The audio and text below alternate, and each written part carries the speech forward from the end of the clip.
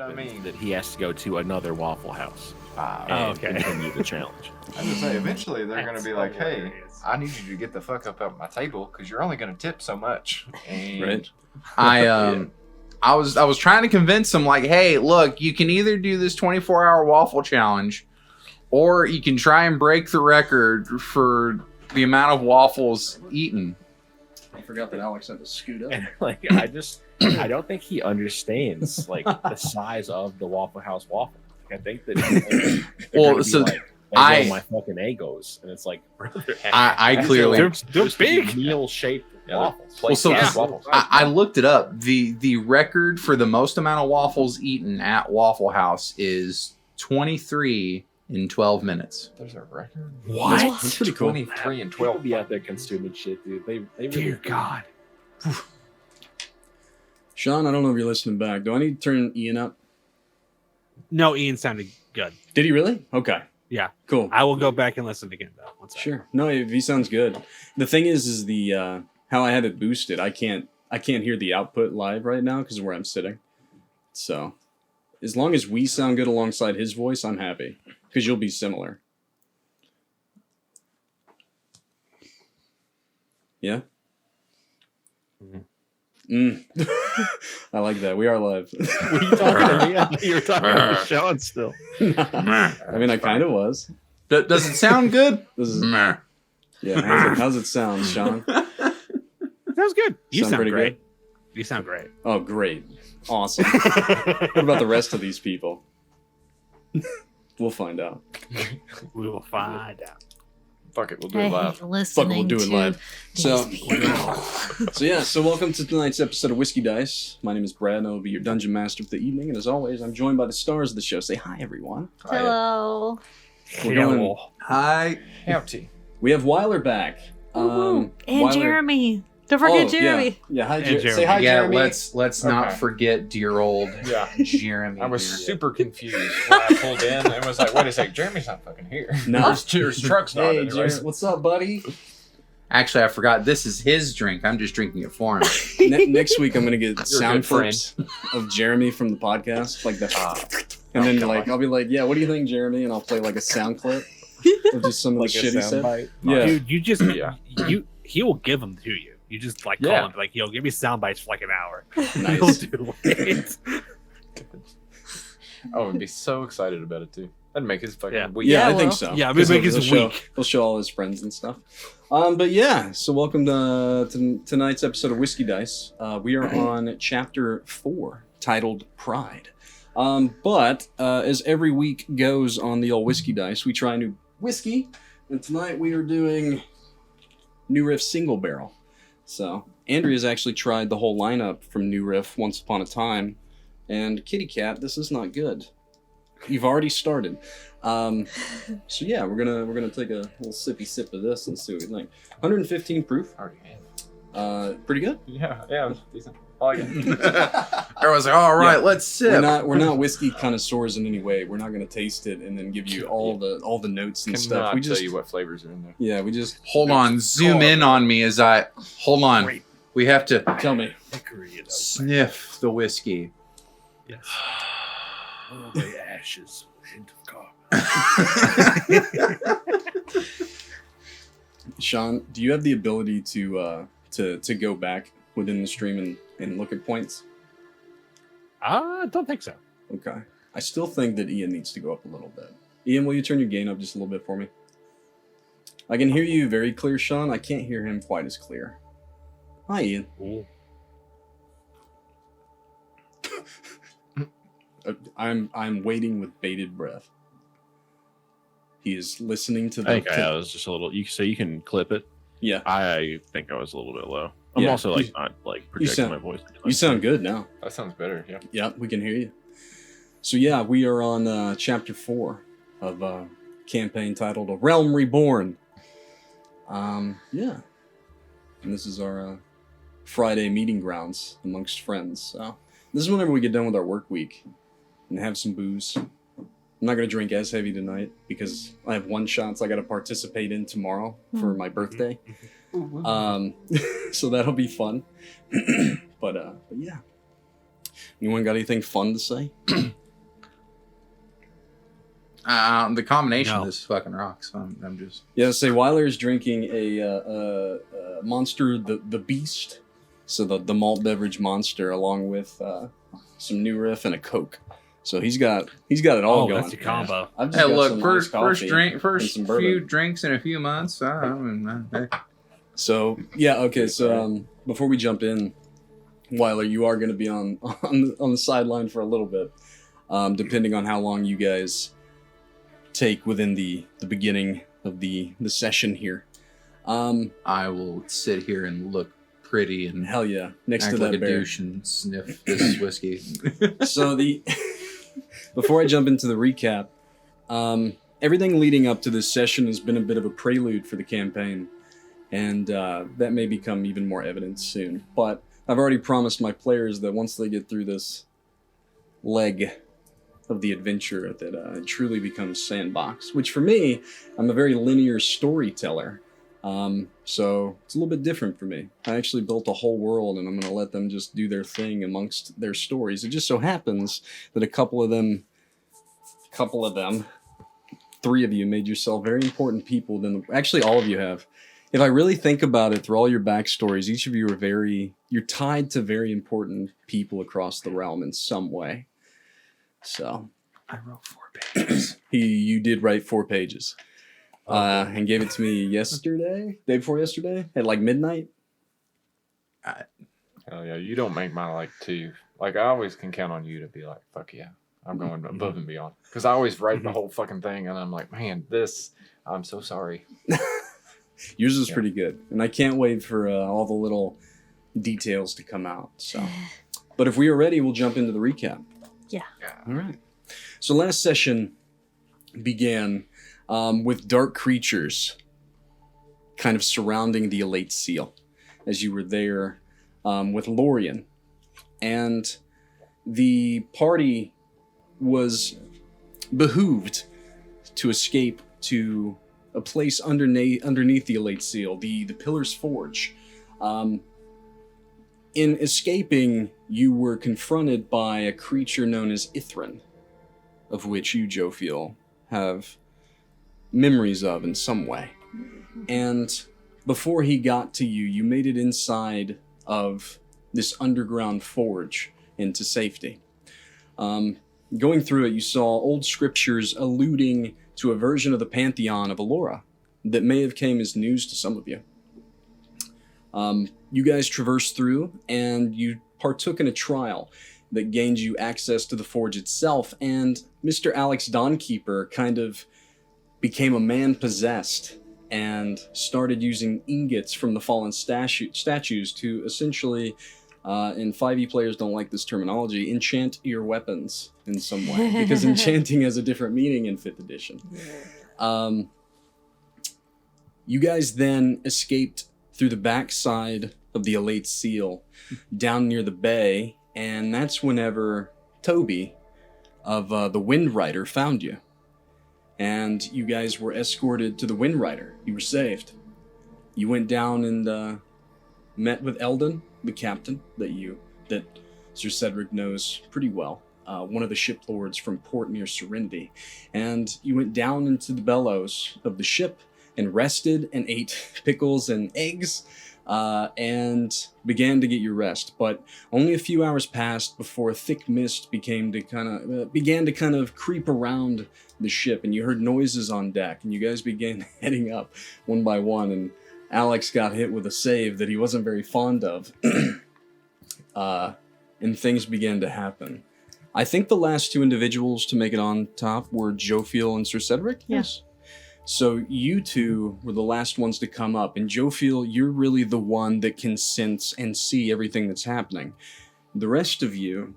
So, as we begin, the Wind Rider sits far in the bay, land not in sight around you. 2 dark galleys flank on either side of the Wind Rider. Each deck is full of dark gray creatures ranging from goblin, human, to serpentine, and there's this misty haze covering the area as 4 feminine Lobrakian women float on gray clouds with spectral arms that hold lanterns flickering in the mists. in the presence of these lanterns, and this is really for 3 of you in the party, not so much Jophiel, you feel transfixed. You feel weighed down by the food in your stomachs, and even if it's just the bile that's in there, it's like everything within you weighs hundreds of pounds.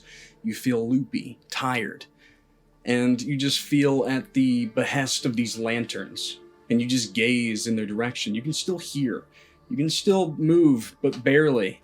And each of you are, as I said, you're noticing that you're surrounded, but Jophiel, the effects of whatever it was that may have been in the food on the Wind Rider doesn't really seem to have taken effect on you, but being in the presence of the lanterns, you feel weaker than you ever have.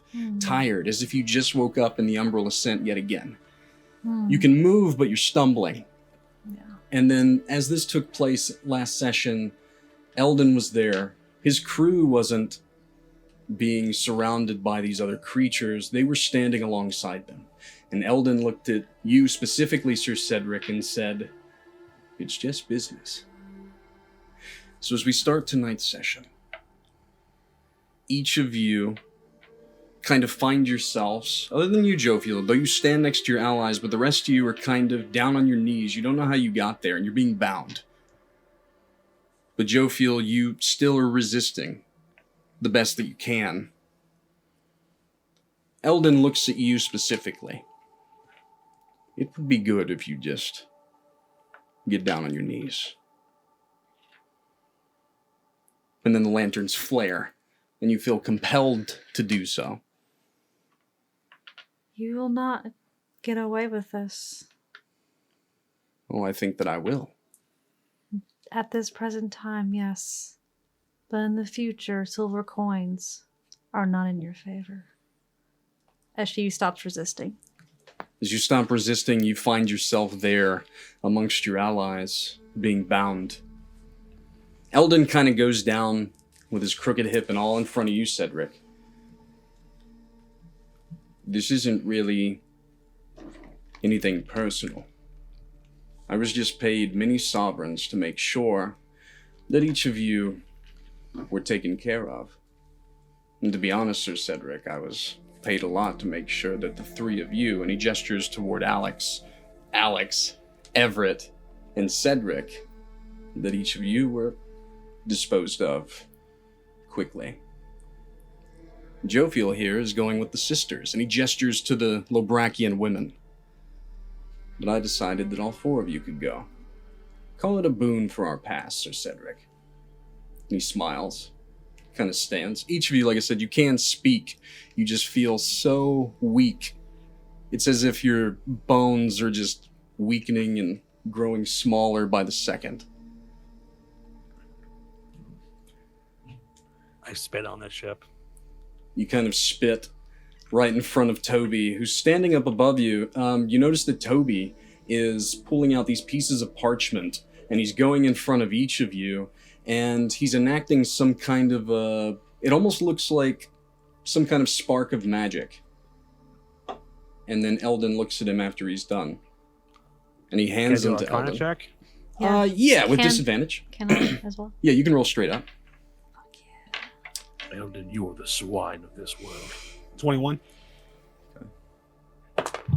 He kind of smiles at that, Cedric. 15. With the 21, these are death certificates, usually handed out by the Triadic Conclave. They keep track of the souls that come and go throughout the realm of Alora. It's very magical in nature, passed down by the gods. It's a way to where, if you put it in, here's the fun part. These have to be forgeries, because they only work on the dead. But they're working on you.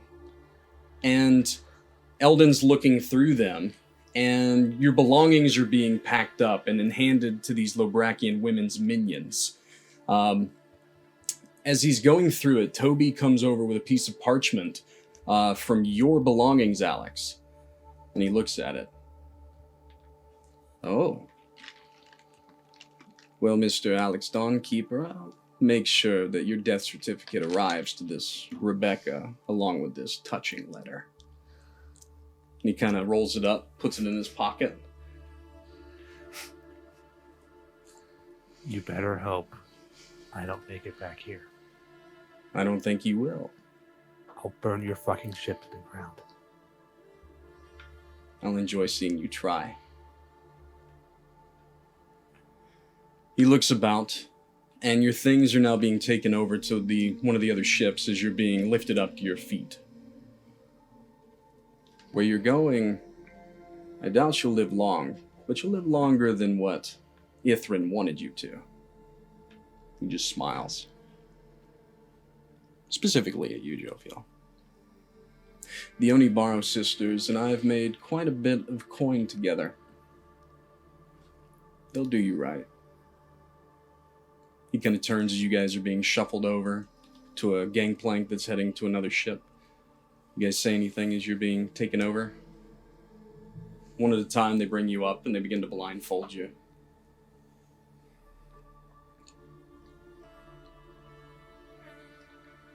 In silence, you begin. Just stare darts through Eldon. Yeah. No darkness I cannot see through. The sisters don't really speak. They seem to be murmuring almost at all times. Before you were blindfolded, if you would like a description of the four, I'll give it to you now. Mm-hmm. One of them, they were all gray-skinned Lobrakian women, so Goliath-born, taller than typical humanoids, each around 10 feet in height. The first was gray-skinned, of course, they all are. Her hair is braided around two skeletal arms in an X pattern. Her attire is a dark off-white kimono, flowing as freely as her spear-headed fans that she kind of hovers around herself. She sits in the middle of her cloud, which floats two lanterns. The next, this one's hair is braided amid four leg bones. Her aura is very haunting, her cloud distinguished by three lanterns. She holds a dark lute, which is playing a haunting melody currently that twists your mind and stomach. You feel as though that's where a lot of this magical kind of bereavement's coming from. The next has no eyes, a void where sight should be. Her hair cascades freely, untouched by the bones that mark her sisters. This one only has a single lantern on her cloud. It's kind of a lonely guide through her inner darkness. She wields a spear-headed umbrella that seems to be fighting a storm that you can't see. And then the last holds, or has, these kind of wild pigtails, each held by metal wands in an X pattern adorned with shrunken heads that hang from them and seem to almost sing a haunting melody along with the one that's playing the lute. Her cloud is surrounded by four lanterns and is the most bright. She somehow holds the weight of this curved katana that is double her size, and at the hilt there's an ever-blinking, living eye that encompasses each of you with its gaze. And they're taking our stuff onto the same ship. Yes. We're going. It does seem that way. Your belongings are being taken along with you, as you are now each in the sisters' custody. You're not taken overly roughly. You're guided by these minions of the Onibaru Sisters, as Eldon called them. Eventually, you feel as though you're taken down into the bellows of the ship. You hear like a wrought iron door open, probably a cell. You're guided in, and then it shuts. You guys are all still bound and blindfolded. You can hear creatures just on the other side. And then after a while, you can feel the ship begin to move. Start working at my bindings. So you are weak, but I'll go ahead and take an athletics check for the fun of this. Just if you try and go pure strength, just roll it with disadvantage.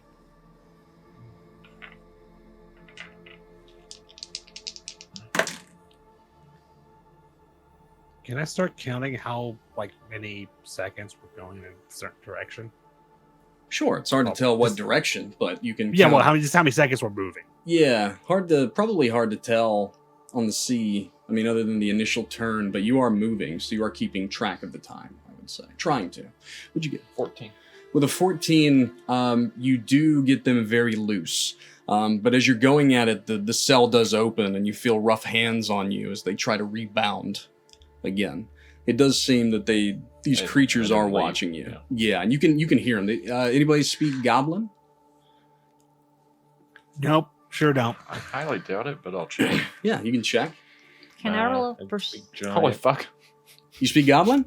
Oh! So what they... So they're speaking After they of... said something to you as you took your fight off. They're speaking of a place called Sorborg, and they seem to be talking, wondering if the Onibaru Sisters are going to buy any more of the Mabia fruit. But then the other one's like, no, you idiot. They never buy the fruit. That's essentially like what their conversation is having here. They're talking about fruits and how hungry they are.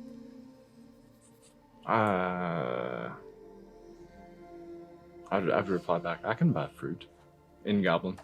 As you say that, you can kind of, they like stop talking, and you can't really see them, right? But their gaze, from the mind's eye, kind of you envision it falling upon you. Yeah, like their hands kind of stop for a second. And then you hear some ruffling. How much coin did you have in your purse? Oh no. Oh, not a lot, really. I'm just curious. Not too much. Okay, maybe I'll add 60 gold, so they can buy all the fruit. So I can start their own fruit stand. So they're like, you hear them begin to like count through your coins. Well, how and close it's is very it counting? much. Or how close? If I can hear a coin, how close? Probably within 10 feet. Parith. Yeah, Parith. Parith, Pyre, Pince. Yeah. Yeah. Yes. Do I still feel weak? Very. Very. Each of you feel as though you've battled 100 times over and you can barely stand. Just for whatever reason, like, and you can still hear the haunting melodies. You were saying something a minute ago. What was it?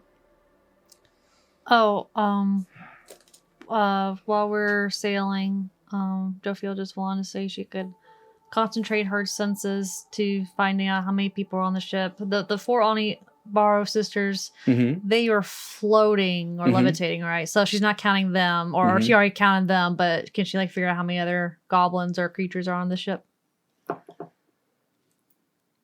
Go ahead and roll for me. Roll for me. Let's make this. So is this a spell-like ability? No, Or you just... it's literally just her concentrating and trying to see how many people are on the ship. That's literally it. Gotcha. Okay. I will give you a perception check. Just to base, like, as you were counting, as you were being led, and you were listening. It's a pretty hard one, but you might get a roundabout. Let me see what my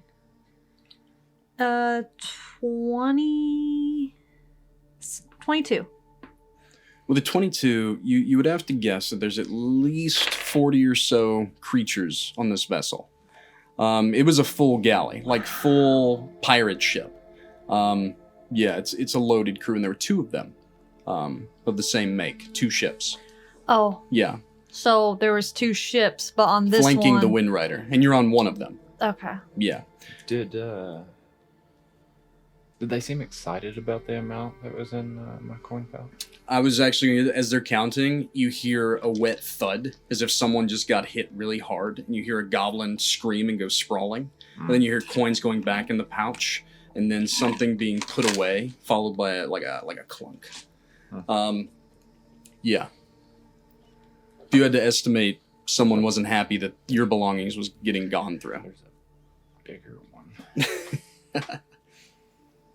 Is there any other conversation in the meantime as you guys are sailing? Or are you just kind of listening, concentrating, trying to get over the whatever this is?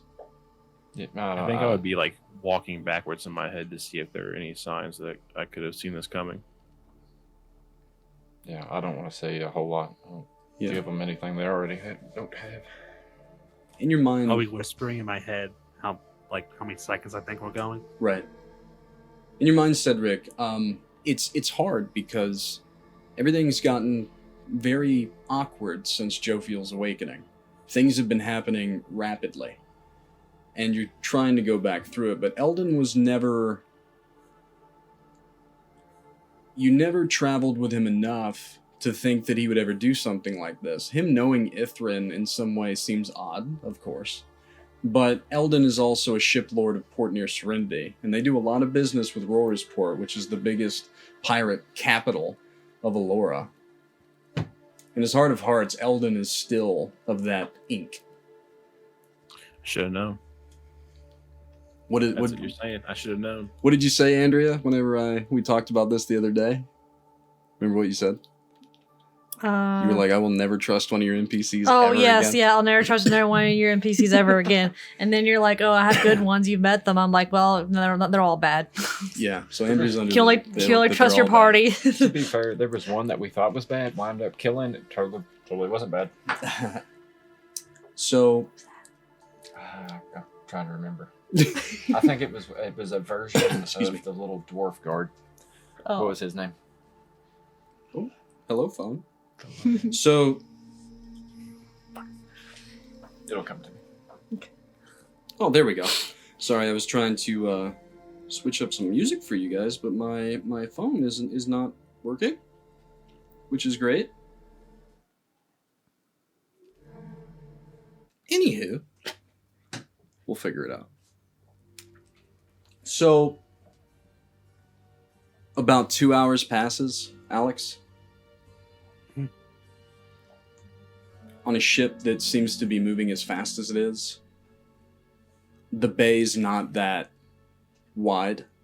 That's probably enough to get from one side to the other, if you had to guess. As direction goes, with your current ailment, it's hard. Mm-hmm. But you have an idea that you're probably... You would assume, I think, and rightfully so, that you were headed toward the port near Serenity, but that doesn't make a lot of sense in your mind. So it's hard to tell, but you're trying to put the pieces together. The ship does seem to take anchor, and your cell opens. Each of you are being rounded up. You're being walked up steps. And then eventually you hear something fall hard, and then you're kind of walking precariously down something, being held as steady as possible. Excuse me. It's all silent for a little bit, but you speak Goblin. Know thy enemy. You hear... There's some conversation very distant, speaking of someone. And the goblins are talking about it, a person, as if it was like something to eat. Very pretty. So pretty. It must taste good if it's that pretty. That kind of thing. You guys feel as though you're standing in sand, and you can hear the water crashing up onto a beach of some kind. And you hear creatures talk in unison above you, maybe giving you an idea of who it is that's hovering about you. And you hear an early delivery for the pride kind of echo out. But then you hear a new voice. I hope you're not wanting full price for these, especially not this early. And then again the whispers. We think that full price is warranted, as one is special. How special? One is a knight of the 13 returned. There's a long silence. Can you prove that? And then an echo. Yes. Longer silence goes on for a few moments. We'll take them all. Full price. And their belongings. All of them, sisters. If I find out they're missing as much as a pair of socks, the next year, we get our sacrifices for free. Deal. There's another silence for a little bit. You hear things moving in the foreground. Take them, my brothers. They are still under the spells of the sisters, so be gentle. If they can walk, then only guide them. And then you hear the voice kind of direct at you. Listen to me very carefully. Where you are is dangerous. If you try to run, the jungle will take you, or my spear will. You are safe now, and you will be treated with dignity, I assure you. You can almost feel her gaze fall on each of you as she says that. I assume common. Mm-hmm. Just get me away from these people. You begin being walked If you can walk on your own accord, which each of you can if you wish, you're guided. People on both sides of you as you walk. It's a hard trek. You're going through sand and now stepping on twigs and into tall grass, and you can hear these echoes of bugs. You can hear the movement of crustaceans somewhere behind you, the hiss of snakes. Sea air blowing across. You can smell it. You walk for probably near an hour, if you had to guess. And you begin to hear this loud echo of falling water. You begin to be guided up stone steps, the way it sounds anyway. And then you're stopped, and you feel as though that bereft of whatever the sister's spell that was over you is beginning to fade. I need each of you to repeat after me. I will follow all orders handed down to me by those trusted of the pride of Oland. If you do not speak these words, then I will give you to the waterfall. And then they wait. So, like, how strong do I feel? How big is this waterfall? Can't see yet. You feel tired, but your strength's coming back to you. Have I heard of any of the words they've, like the pride of Oland? Oland? Have I heard of it before? You have not. Sorry. Oh, you didn't do anything. You're fine. I thought y'all heard that.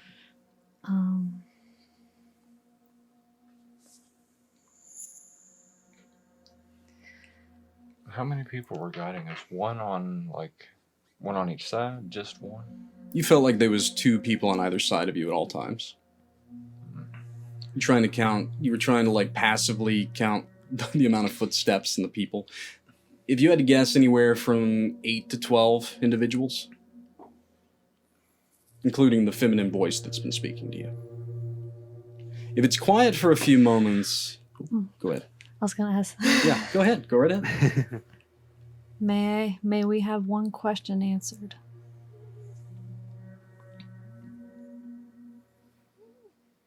One. Do you or your people walk in the path of light? Are you befallen in darkness? Or something else entirely? My people stand strong and mighty in the darkness that is cast from the realm itself.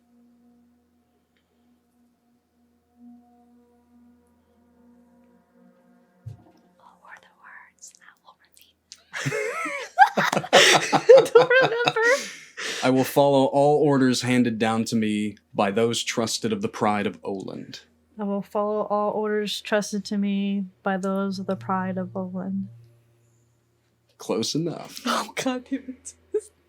You feel a gripping on your soul. And you feel fine. Your normal self.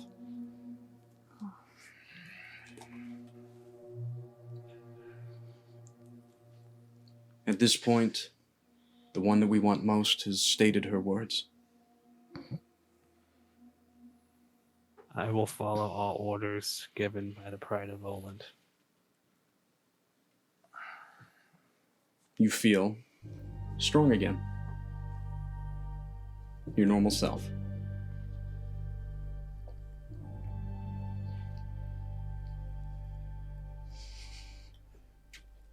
Everett is just head down, gripping at his bindings. You can hear them. You can literally hear them, like, trying to come undone.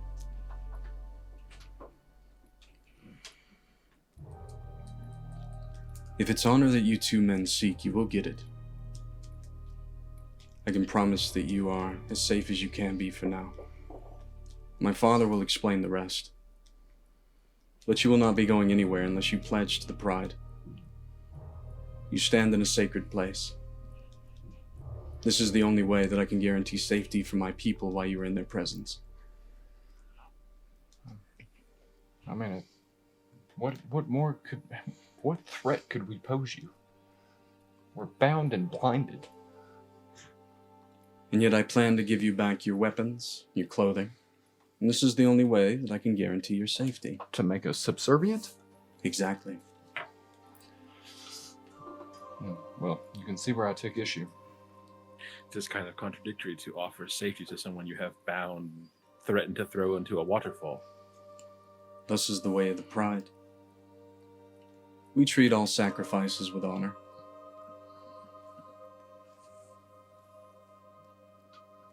So if you... How many steps do we go up? Probably the equivalent of 4 to 6 flights. It was a good trek. 60 foot. 60 foot.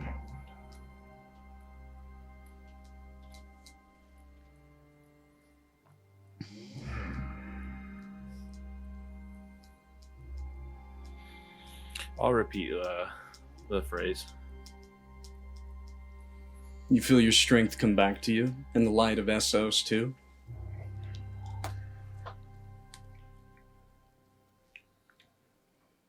Everett appear to be the voice of reason here. Our only shot of getting back and getting revenge on whoever did this is by playing by the rules for now. Through gritted And I don't teeth. take a test by what they did, it's by what Alvin did. And there's always almost a loophole to find. Yes. Through gritted teeth, I will say You'll be out of this pride before you know it. thing. I'm not happy about it. Through very gritted teeth, He says that I'm not happy about that period. you feel your strength return, enough to where you can break your bindings. You kind of reach up and pull the And blindfold, magic just The quickness. and you're standing before a waterfall on its edge, looking down. How tall is it? You can't see the bottom. It's engulfed in mist. You are standing on the edge, and as you turn, you see tall Leonor, at least 15, all around you with spears, bows, and arrow. They're big creatures, lion-esque humanoids. But the woman seems to be a half-blooded version of this. She does stand taller than a typical human, but she's quite beautiful. She has that blonde mane mixed with humanoid hair. She's wearing very form-fitting dark leathers with these lion crests on it, lion-headed crests. She's holding a spear that stands about 2 feet taller than her own head at the top. It's got this sandstone head to it. It's very elegant looking. She's wearing kind of these furred pauldrons, and she's the one kind of in front of the rest of these people. Each of the rest of you, your bindings are cut free. You can pull off your blindfolds to see very much the same. I now bid you walk with me to meet my father. This way. And they don't try and grab you. They don't try and gesture at you with weapons. But when she says that, each of you feel in your soul compelled to do as she says. Any fleeting thoughts of running, jumping, attacking, they are just squandered almost immediately. Cool. Can't even kill ourselves. Great. I'm the only one that dies that quickly. I was making a run for it. I'm About jumping to into the beat waterfall. the record. On my watch, motherfucker. So, Oh, go ahead. are we allowed to ask any questions on the way to your father, or is that not allowed? My father will explain much as to why you are here, why we purchased you, and what your purpose is. If you wish to ask it of me, you can, though my answers may be brief and shadowed by the truth. I am just your protector. But you said sacrifices. Why you're protecting sacrifices? Because it is not yet the 9th day of Relnavar's dawn. Valid. That's a holy day for your people, I suspect. She chuckles. More of a dark day. You're in the path of darkness, does make sense. Can I do a history check on the Ninth of Ronavar? Sure. Roll history check. 8. I don't know shit. Nothing specifically comes to mind about that day. Other than it's the first month of the year, which you're close to but just passed. That should give you an idea of the length before it. Wait. It just passed. We don't You usually expected- procure our sacrifices this early. Did you get a good discount? 2 for 1 special? 2 sovereigns apiece for you 3. 5 for her. She is worth more. You'll get your belongings back in full when we reach the Pride. You guys are now walking through a thick jungle.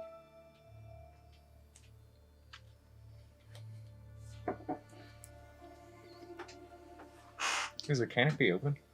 Can you see the sky or is it closed? At points, you can see the moonlight coming through. At points. Oh, it's dark now. Yeah. We've sailed that long. Okay. It's almost as if it's not that amount of time has passed. It's more that, and you don't think this is any sort of magical aspect of the jungle itself.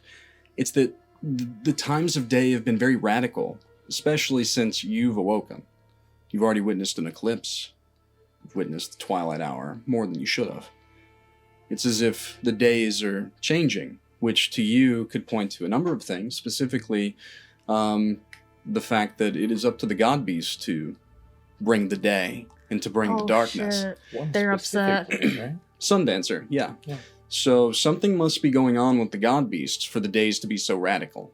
It's not, the sun must be brought about, as well as the moon. Yikes.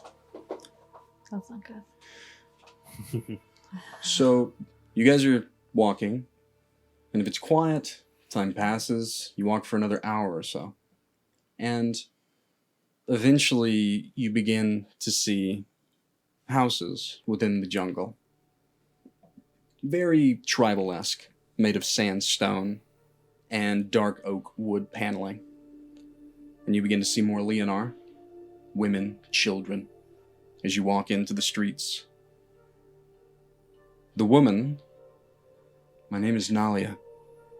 Welcome to the Pride's Hearth. You're led in. You're heading toward a thick, open, canopied area.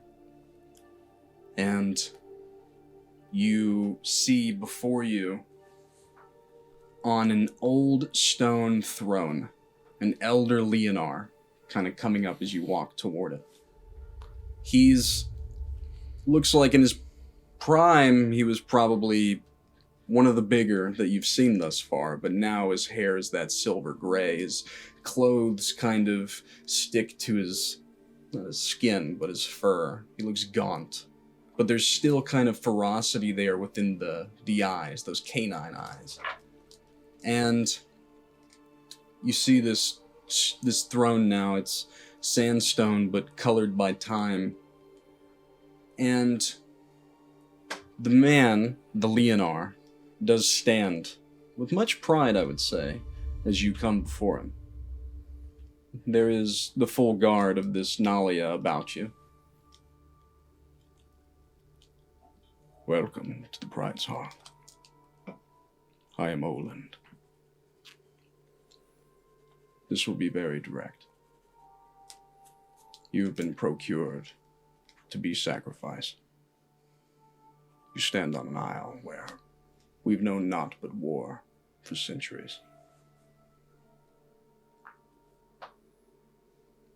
I won't go into the details. Nalia can do that for me. But while you're here, you will be treated with dignity and honor. It is not something that I do lightly. I procured hundreds of souls from the Onibaru. You were but 4 more. Because I, as a father, will not give up my own kin. It is something that I deal with. You will be taken to your new home, where you will live the many months until Relnavar's dawn. And he kind of seems to be getting weaker the longer he stands. And he sits down hard in his throne. Take them away, Nalia. And he seems sad. And she gestures. You feel compelled to follow her. Could I do a medicine check as we're walking away? Is he like visually old? Yeah. Yeah, like he looks visually. old, or is he like sickness old? I would say that this is the first time that many of you, probably all of you other than Jophiel, have ever seen a Leonar in the flesh. So it'd be really hard unless you had pet lions back in Or Ophius. maybe some animal handling along with Yeah, that medicine. I would say, if you anybody proficient in animal handling? That's a nobody. Okay. No. No, that's not my cue. I'll give you a medicine check, but it's just purely by sight, so it's pretty hard. But yeah, go right ahead. Why not? This is fun. 21? Okay. I mean, what I will say is he just looks like an old man way past his prime. In the real world, you know, when lions get past their prime, it spells bad news for the leader himself and the pride. This is no different. You can almost see the ferocity in some of the younger Leonars as they gaze upon Oland. Yeah, that's what I was going to ask. Where's the second biggest? I would say amongst the guard that's with Nalia, they are the biggest and most well-armored and well-equipped. But she's bigger than that. She is, at least on their height, but she's a woman, and she's much thinner, but she's the one that radiates as the strongest. Like any side eye in the wrong direction, just a gaze from her and they drop their head. Yeah. Which is interesting, because she is clearly a half-blood. You don't know how politics work here, but you just have a lot of questions, I would say. But you're led through the village, the Pride's Hearth. Little Leonar cubs see and even wave at you. Men and women, mothers and fathers, other individuals. You see full little hut shops here, people eating outdoors. It's very well civilized for what it is. But you're taking up kind of on a hillside, and you watch as this large kind of cylindrical boulder begins to move before you, opening into some kind of underground place. Lights begin to flicker on inside, magically so, as if they're kind of gestured from the spear of Nalia inside to light it. As you walk in, you see a very fine living quarter, more modern than anything else in the village. You see a full cooking area, stone hearth, a water basin with corks in the walls, where you could probably unplug it to fill said basin. Table, chairs, beds on the ground in the corner. You see clothes of all sizes to your left as you walk in. But as each of you go inside, Nalia follows you, and then the door behind you closes. She kind of clinks her spear and it folds up onto itself, and she puts it on her side. Welcome home. I'll be living with you, as I do with all the sacrifices. I will give you any knowledge that I can. And she goes and takes a seat at the table. Grabs an apple, begins to eat it. I start checking the walls and just around. Is there any cracks, or does it look solid? Looks as though think of like a hobbit hole carved out of stone. The only light is coming from the magical torches that are lit. There's one open chamber down toward the end of a very dug out hall of only about 8 feet or so that leads to a room that just has thick like fur blankets on the floor. Looks more like a praying chamber. But other than that, it's a very open area. Yeah. Like if you all stand in the center, you're very shoulder to shoulder, especially if you stand at full height. It's easier to see what everybody's doing. Yeah. basin? Is it like a sink basin, or is it like a tub, or like? It looks like it's used for all those things. To fill up the basin that probably is used for cooking and bathing. How bad is the water damage? I'm trying to gauge how much this has been used. The actual water basin itself, it's not made. The outside does seem to be banded like a barrel with like wood paneling on the outside, but as you look on the inside, it's made out of some kind of casted iron. So I can't gauge No, not really any damage. Everything in here looks very pristine. Pristine? Mm-hmm. Okay. Very much so. Like new. Yeah. Makes sense. So when he said he didn't want to sacrifice any of his kin, was it like any of you all? So that's why you look for outside sacrifices?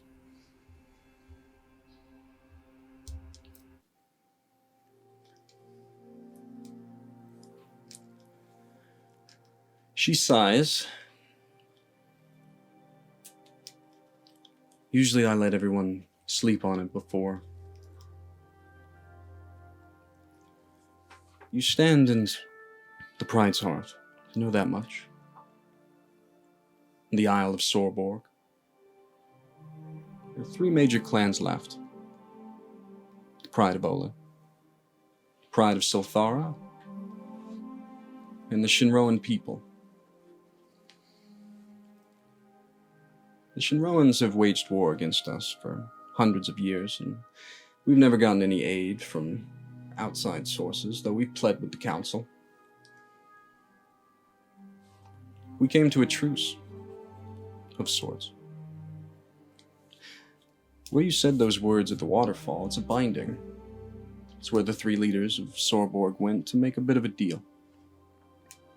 Once a year, the Pride of Olin and the Pride of Silthara would make sacrifices to the Shinroan people, specifically their god, Sirosa. We do this, and they let us live. It's that simple. And we don't have to sacrifice any of our kin because we purchase slaves from the Onibaru Sisters. The better the soul, the longer the peace. And it just so happens that one of the 13 is in my company. I was born into this. This is not my law, but my father's. How long has this truce been on then? Ever since I was a little girl. And ever since then, I was tasked with watching over the sacrifices. I've stopped counting. I will be as good to you as you are to me. I don't like the fact that you're magically bound to the Pride. Many have begged, cried, tried to resist. It never turns out good for anyone. Once you accept your fate, you will be allowed out into the Pride itself. My father will wish to speak with each of you. He's going to try and make you understand, but you won't.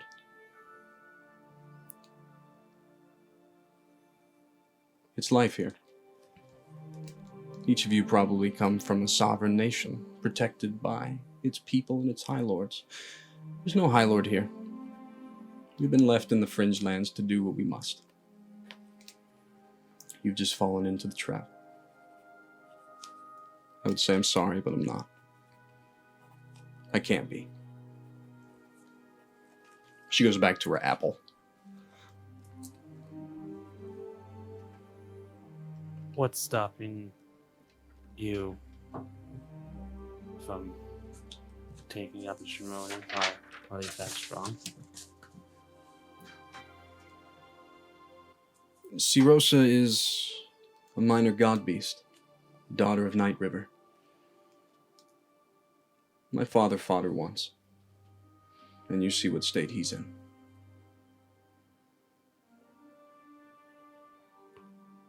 There is no besting the maw.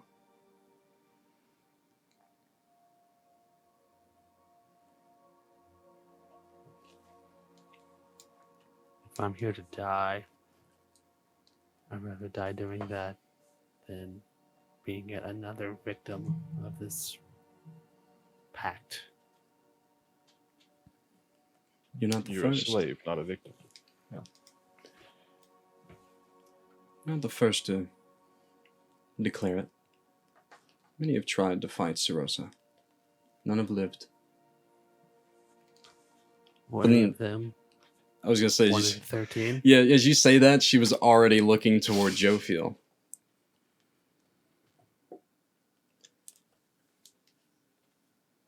No. So maybe you will succeed.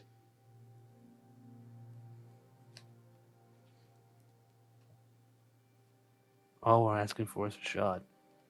Because all of us here have lives out there. I know you understand that. And I know you're doing what's best for your people.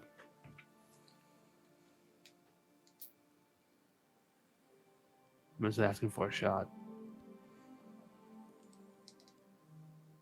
She seems almost to light up with some kind of glee of the thought of Sirosa meeting one of the 13. But then it fades. It's not me that you have to persuade. It's my father.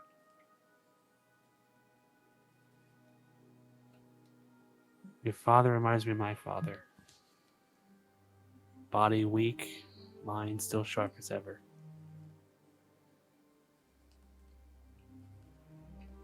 We will speak on it more. Believe it or not, I'd like to get to know each of you. I've never asked my father to allow any of the sacrifices to willingly fight Sirosa. Typically, we just compel you to submit in that moment. I'm not good at submitting. I'm learning that so slowly. And that's why I'd like to get to know each of you.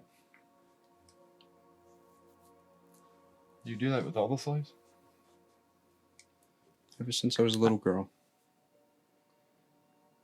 It's gotta be hard. Knowingly sacrificing somebody year after year that you just got to meet. Wow. Typically, it's only a few months.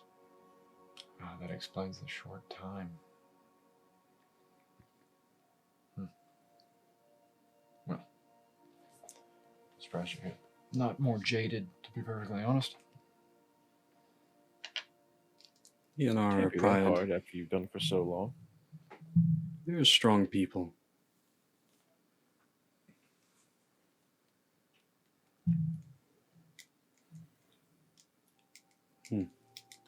We'll see. She goes about meandering around the kitchen. Is there anything to eat? She's just about to make dinner. Other things. There's lots of food in here. Lots of food. And she does say, I promise it's not poisoned.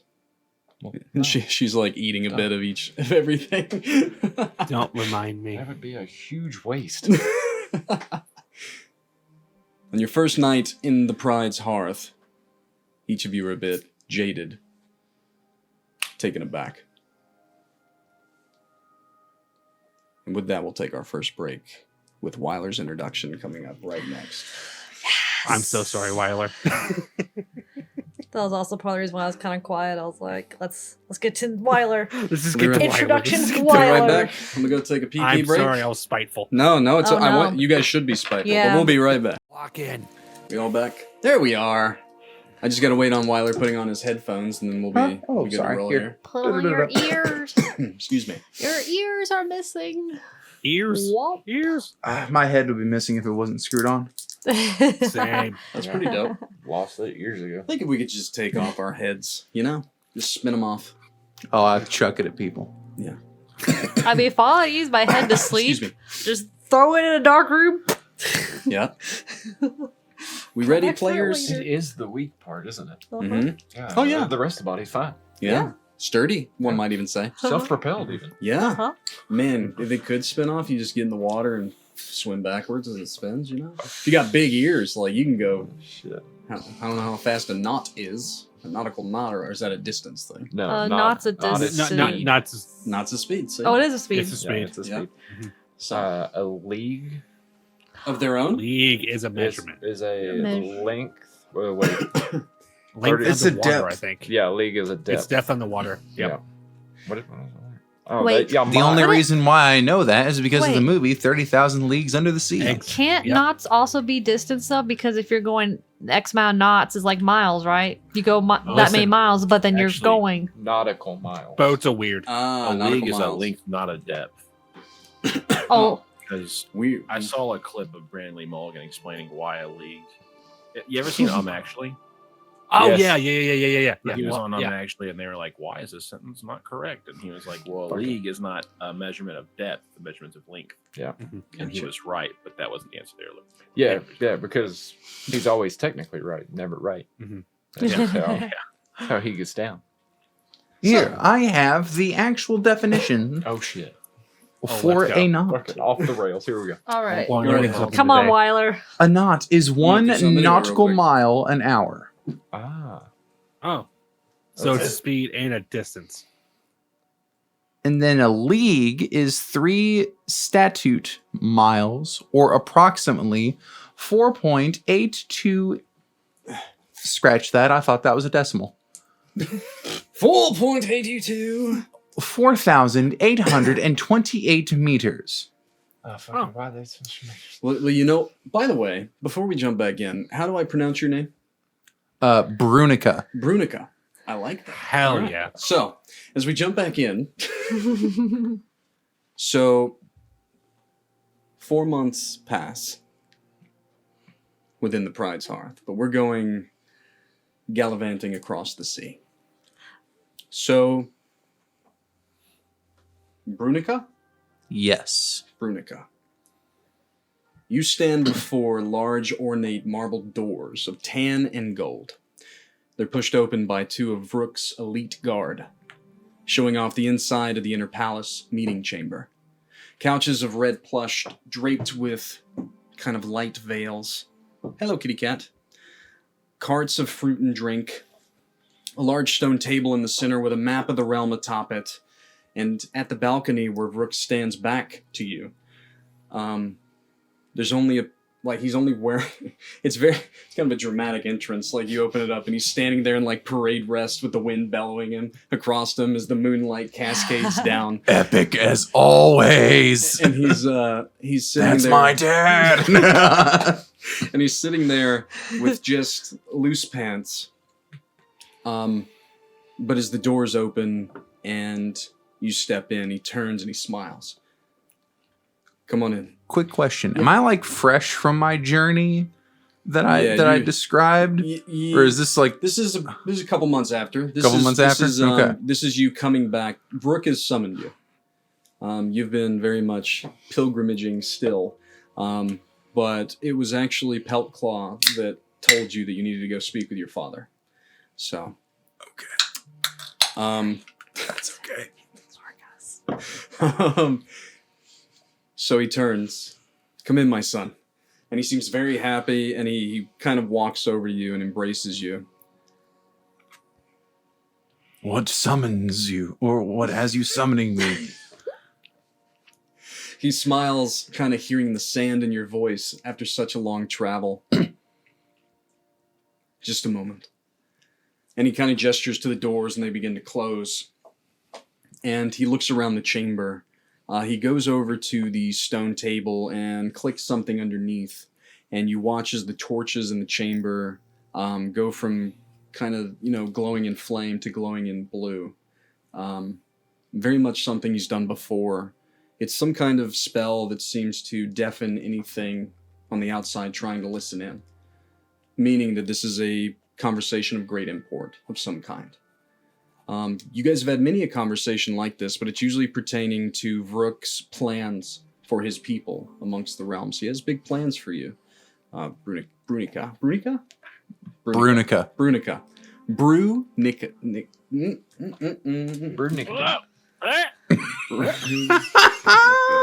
You stop that shit. So Brunika. He gestures you over to the stone table before the map of the realm. And he kind of leans in on it. I was hoping to have you here to speak of further plans. But things have changed. I recently was heralded to Yardoon for a council meeting. Early on, usually we only have them once per cycle. But this was of a matter of supposed great import. I fear, my son, that dark days are coming. Has the prophecy moved forward? They're speaking that it is a new era.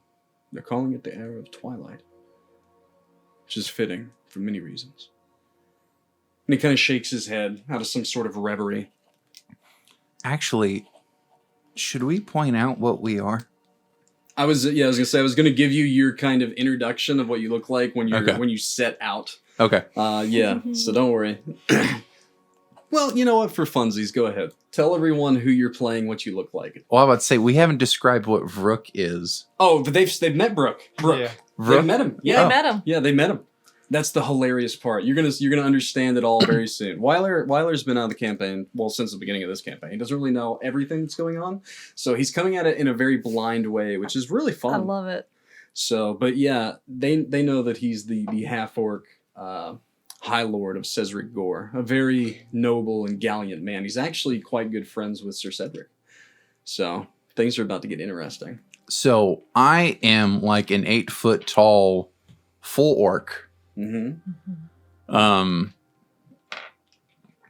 Very much green skin. Kind of like meaty hands. I have like so like basic leathers, some like pelt, fur, whatnot. I have like a, you know, in the typical orcish fashion, you know, I've got the very defined underjaw with the tush. You're a World of Warcraft orc. Yeah. Very cool. I've got so my hair is pretty black, but it's braided all the way down to the waistline. Yeah. And I have a stick. Good old walking stick. Fucking yes, you do. Wyler and his sticks. Yeah. He might give them out to people before the You campaign's know, over. whittles it a little bit. Here you go. We'll see. Despite my meaty Have a like stick. appearance, though, I'm not like super buff. I'm just meaty. I would, meaty, but like probably pretty lean underneath all that. Yeah. You've done a lot of walking in your day. So as you stand, you can feel the tone of the conversation begin to shift to something very serious. A man came forward before the council, brought before us by Lady Seraphine herself. He claimed to be a Knight of the Vale, traveled here from the Shadowed Isles. He says his name is Ithrin, and he comes with dark tidings. He spoke of the awakening of the 13. He says that in their slumber they were corrupted by Voidwrath, who seeks some return, their purpose to break the Elate Seal and wage war on the realm. So Knight of the Vale, Ithrin. Yes. Sorry, I'm writing everything down. It's okay. Okay. Their purpose, apparently in awakening, is to break the Elate Seal, to bring about some war on the realm, making way for Voidwrath's return. This creature, this Ithrin, he was a vile beast, a creature corrupted by something, but the other members of the council seemed to trust him, especially Lady Seraphine. He began to show us visions of a battle that took place not too long ago at the Elate Seal, where Jophiel and Iliel broke 2 medallions of the seal and began to kill all the men of the Elodar. They took the Master Sealkeeper himself and strung him from the medallions. But in this vision it showed this Knight of the Vale coming forth, and He brought the heads of Jophiel and Iliel before us. You just kind of gaze at him. I tell you this, my son, because I saw Jophiel with my own eyes. I do not believe the words of this Ithrin, and I sense that something here is a folly. Jophiel left here. She emerged from the Umbrella-Sent prison, left with 3 men. Sir Cedric Chamberlain, Alex Dawnkeeper, and Everett Whitlock. All good men by my inquiries. I looked into their past when I was in the archives of Yardoon, and I didn't see them in this vision. I think that Ithrin's hiding something. I believe in my heart of hearts that these men and Jophiel are still alive. Perhaps a scare tactic. Maybe. False visions to incite movement that could further harm or hasten something that they are wanting. These are all questions that I wish I could go out and find the answers for myself, but I can't. I ask of you, my son, to do it for me.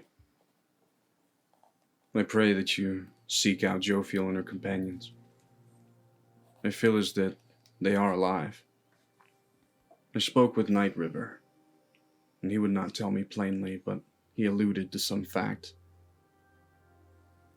He said that we should check out the Isle of Sorborg. But I cannot go. I need you to go for me. I need you to find them. But you can't bring them back here. I feel as though Sir Cedric was on some sort of path. I want you to help him. Help the 13 if needed. You have the backing of anything that my name will carry. Promise whatever you need to. Just begin uncovering these mysteries. As you're chosen, as Peltclaw's chosen, your son. I can't speak. You know what? Words are hard. His voice starts to crack as he's speaking to Rook. Yeah. So... He's just going through puberty, guys. A young orc. A young dog. As Peltclaw's chosen and your son, I will do this. As I chug some water. In Fantasyland, not in reality. And now I'm drinking a soda. It's been a few months since their disappearance and the supposed death of Jophiel. I did send some men out, but only a few returned. They came back with a ship that I believe that was Sir Cedric's. I want you to use it. If they harmed our own, what actions do we need to take? And he smiles. We have a reputation amongst our people, son. One that we need to change. So that's why I'm sending you. By whatever means necessary. Remind them of the old ways. Got it? Now go. The boat's in the bay. Night River will grant you speed this night. And with Peltclaw's blessing, I will smite thee.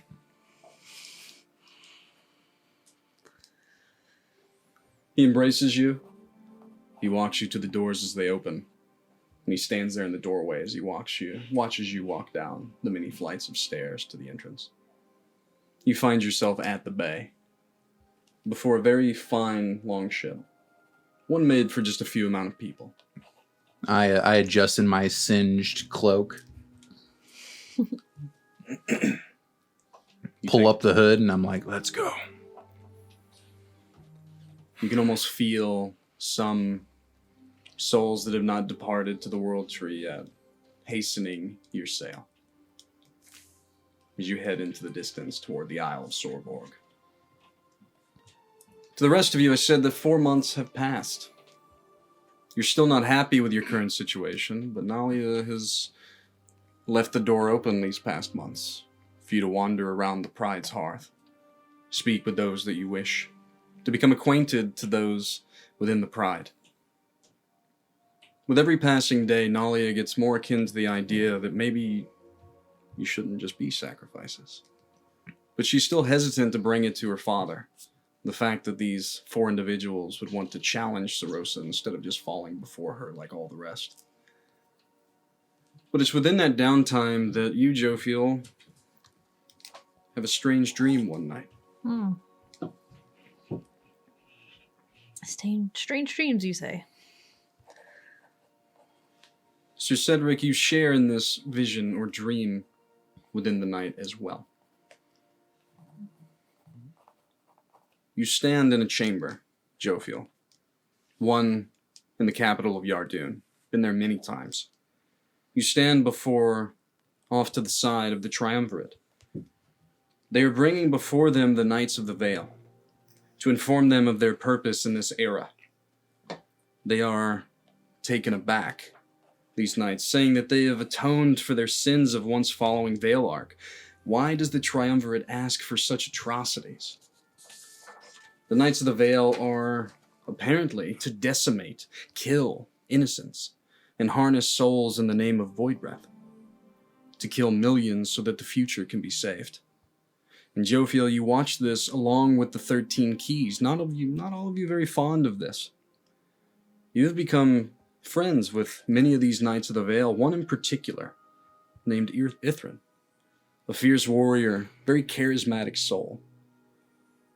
And this is conflicting with your current memories of Ithrin in your mind, because you saw a monster, but you see the man that he was. But as the years began to pass in the era of Voidbreath, the Knights of the Vale began to change, to become corrupted as they harness souls, not feeding them to the World Tree, but feeding them to Voidbreath to make him more than a deity, to strengthen him in this false war. Your mind flashes amid these visions, and you keep seeing Ithrin in both lights, remembering that you spoke with him many a night, and he was a good man once. Why did the Triumvirate force this upon them? Were questions that you asked Voidbreath himself, but he never gave you answers. As the vision ends, you turn and you see 2 figures. Their faces blind to you as a divine light shines over them, but you know them. Your father and your brother. No name or visage or face comes back to you in this vision, just the following words. Don't be so zealous in your actions, Jophiel. And the vision ends. All of you wake up the following morning. Cedric, you with a strange vision through the eyes of the 13 keys. That's rough, man.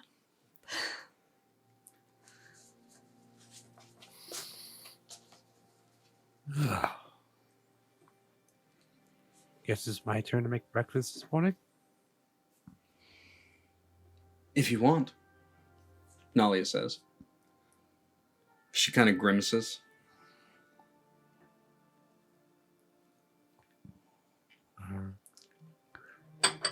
Don't forget to add seasonings this time. I forget to add salt one time. And it becomes an everyday thing. You make bland eggs. Eggs are supposed to be bland. I don't know what I was supposed to do with them. Yo, eggs are bland. That's like a passing villager. Yeah. You don't need to suffer through your bulk. You can eat tasty food. How many days is this? Like 4 months. one of the first times though that the door's been open? No, it's been open since the first week. Toward the end of the week, you guys have. I would say that just knowing your character, you've probably been staking out the place, like trying to learn things. I'm just gonna go on a run. Probably, yeah, and you can go throughout the outskirts easy, but once you get kind of to the edge of the Pride, you do feel as though you can't take another step. Yeah. But they let you free roam. Yeah. The only place that you can't just walk into is the heart of the Pride's hearth, which is where the king usually is. Though I would say spoken with each of you time and again, but it's never been about anything serious. If you even try to inquire about anything other than just how the day's going, he very much just closes off and walks away. Not only of those... Say it again? Never name the cow that you're going to kill. I mean, yeah. You don't ask cattle questions.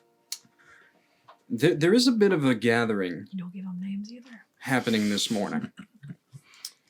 In the heart of the Pride's hearth, a man stands before Oland.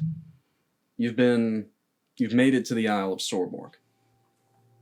Nothing discouraged your path through the jungle, as if you were walking with some kind of guide unseen.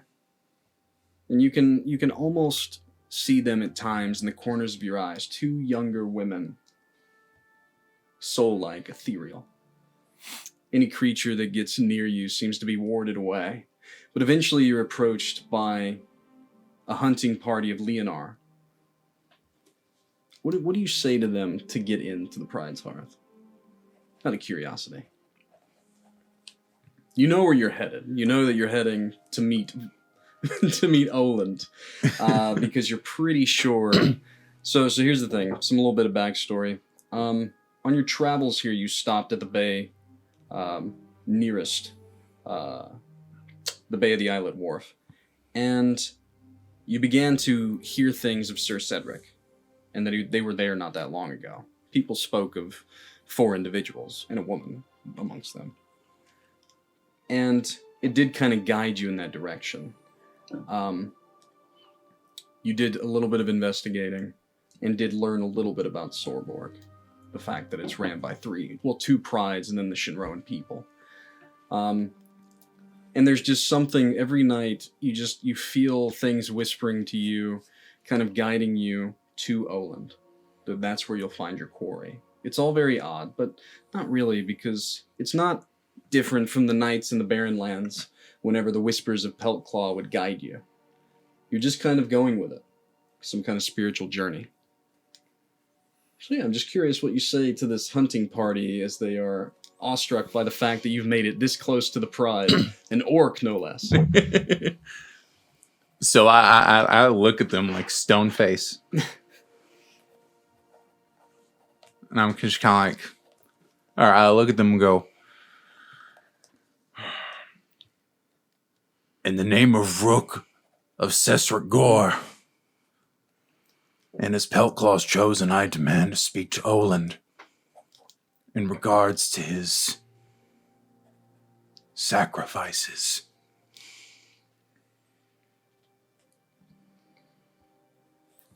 There's some conversation growled amongst the hunting party before one of them does kind of nod you forward.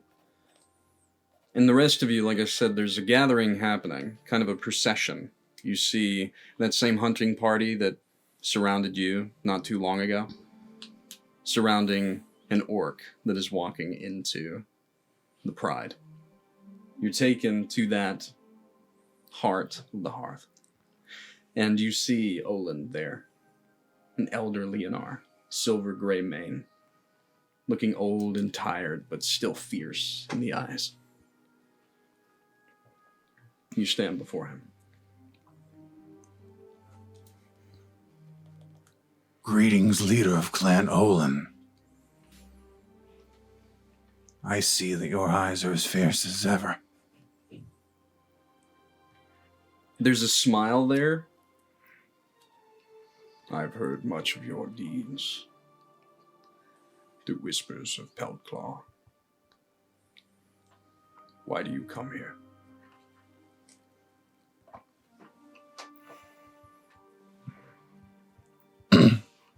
Sorry. Ow.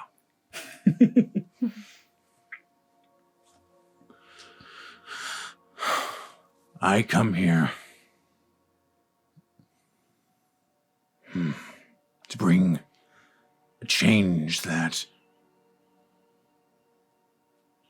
while you do not speak of it openly, you want.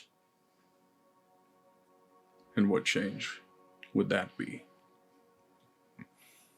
To break free of the chains of Sorosa.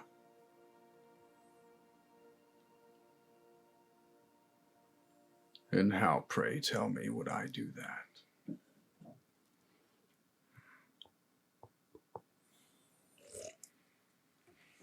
I have come to learn that you have a set of sacrifices for this beast.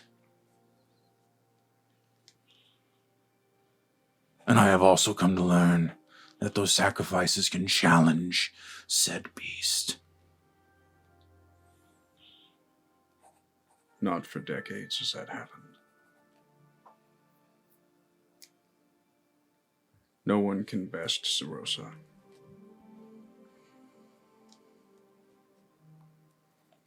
And you see, like, weakness in those words, which is odd coming from this creature.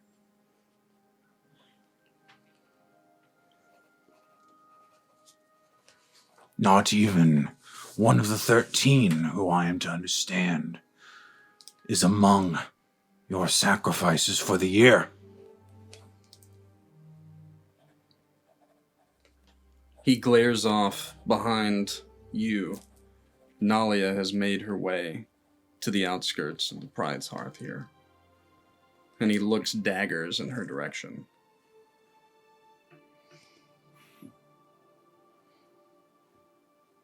One thing I would add. I do not ask this merely out of the goodness of your heart. There will be a benefit to you and your clan should you allow them to make this fight a reality.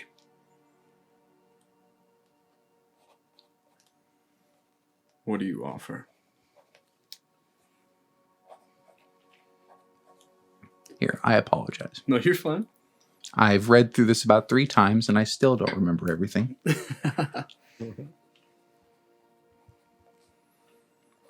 I know of the fall of Iroh and the struggle that your clans and the Sharoan people have had to make. And in order to bring your people prosperity, you know what has to happen.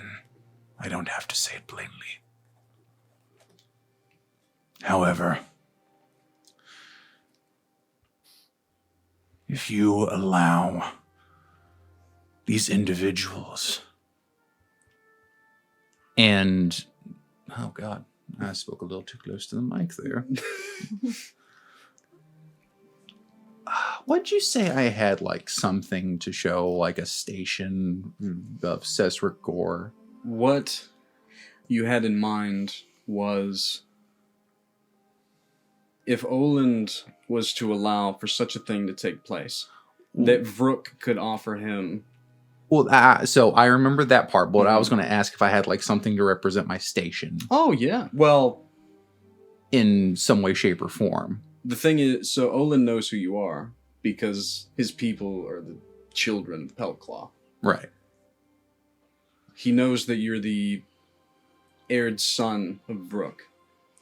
So he knows what you carry just by that alone. If you want to have something on your person to show what you are, you can, for sure. Like a small dagger or something. I don't know. I mean, Vrook has I actually have something better. Peltclaw. Yeah. Well, so to lay out what I was about to do. Go ahead. Yeah, tell me. I was going to kind of just, like, pretty much as a way to, like, throw down the gauntlet. Yeah, okay. Be like, I'm going to throw myself into this mix, too. Oh. To further throw in, because to throw in the stakes. Yeah, okay. Okay. So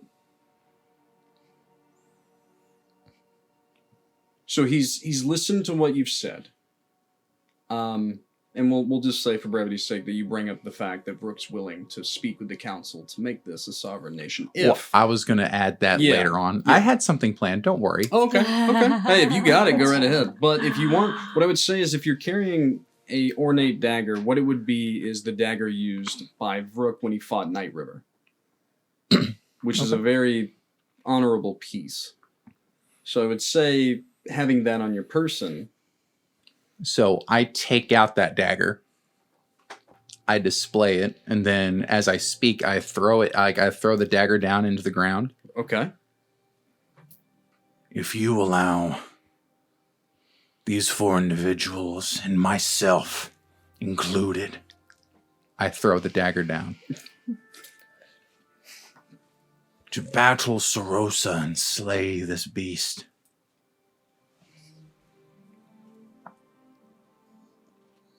Then I have the trusted word of Rook that your clans will have access to the trade network. And should you further aid us in freeing your clans of this curse, then I also carry the word of Rook that we will work to get you a seat on the council. I would love a persuasion check.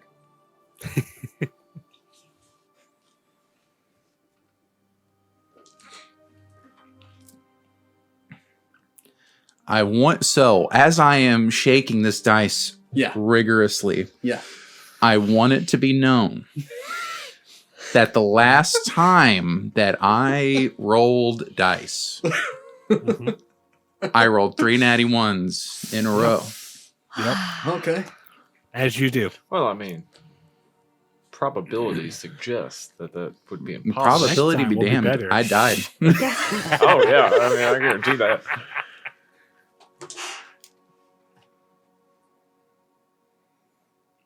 A 12. No additives. It's not a 1. Nope.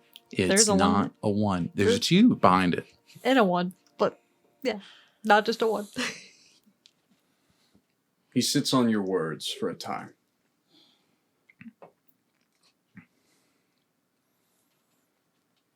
If you can convince those 4 to do what you propose, if they are willing, along with you, to go to the Falls of Ero and make this pledge, then I will allow it. You have my leave to go speak with them. Come Thank back. you, Chief Roland. Make haste with your answer. He gestures behind you, and you see a tall woman, half Leonard. She's trying to hide a smile. They're this way. Then please take me. As you guys are meandering about your hovel, Nolly is returning with an orc man. Another sacrifice? No. An ally, so to speak. As I I like allies. I pull my my hood back to show off like the full orc face. Ooh. Green. Go right ahead. I am Brunika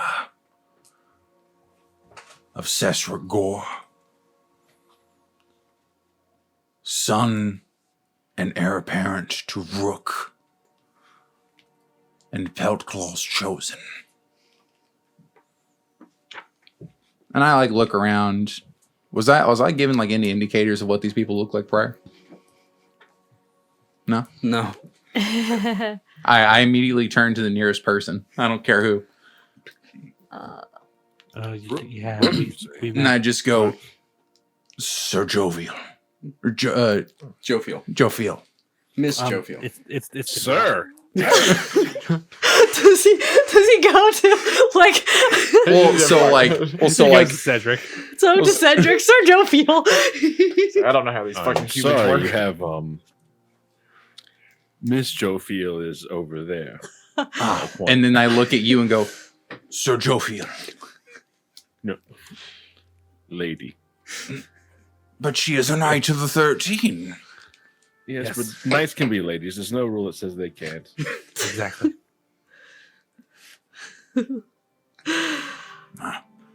I I'm still learning the customs of things outside of the barons. you I won't hold pronunciate anything well. against you that you don't know. And then I am to understand that there is an Everett amongst you. Yeah, that would be me. It was a pleasure to meet you as well. If you're a friend, yes. Great pleasure. And then there is a Alex. I'm understanding Yeah, that right at you as well. Do you want any eggs? I have eaten already, thank you. Okay, Okay, you're cool. not missing much. They don't taste very well.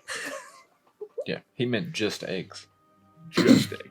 Just eggs? Yeah, no spice. Just egg. Nothing. Just Nothing egg. else. I mean, you must eat what you can to survive. Exactly. Yes, but when salt is provided, use it. It's a whole And then- spice rack. Who is Sir Cedric? That is I. My father speaks highly of you. I'll extend a hand. It is nice to meet the kin of Rook. And then I clap hands. What brings you this way? I was sent here by Rook to help. Well, to help and to guide you in matters of getting you out of here and of matters of state. Oh, perfect. I've been dying to leave. Literally dying to leave.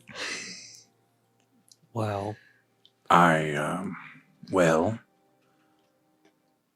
there's only one way we get out of here. Tis what we've been told. yes. I see You- you my spear. I have convinced Chief Oland to let you fight Sarosa. Oh, perfect. I've been trying to do that for 4 months. I can't get close to him, though. So nice. Well, you can't leave the pride. It's not your fault. You would if you could. The leader Olin, every time we brought up such things, he would immediately shut it down. He Yeah. must trust you. It's a bit He of a brought up downer. crocheting for some reason. I didn't knack him for a crocheter. If I may Crochet. speak so boldly, and I look at Naya as I say this. Nalia. I apologize. I'm trying to remember all the names. What was you saying, Sir Cedric? I lost my train of thought. I'm sorry. I had Ian turn his gain up a little bit. He's a little low. But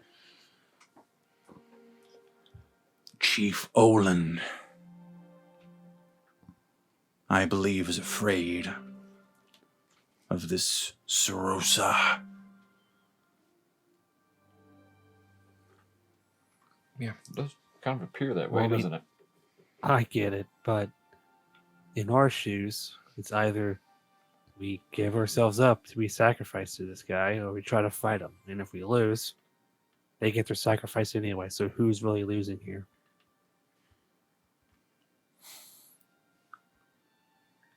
And I kind of like think, and I'm like trying to like contemplate what to like say here. What? When and where? Exactly. Like I've been trying to do this day one. Like, can we? You can ask Yet Nally to about be that. determined. Yet to be determined. 'Cause we're free all week. Yeah, my schedule's wide open. Nally, do we have anything planned? Trivia? Bingo? Well, steak night's Friday. Oh, steak night's fucking Friday. Shit. You can't forget about steak night. I look forward to it every week. This. Can we reschedule?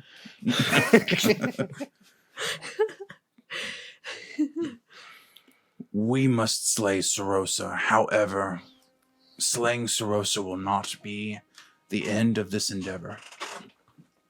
Oh, perfect. What else do we have to do?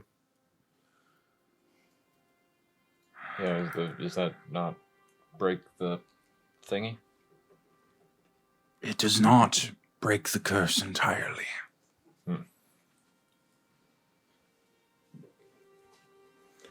In order for it to truly be broken, 3 beings must perish.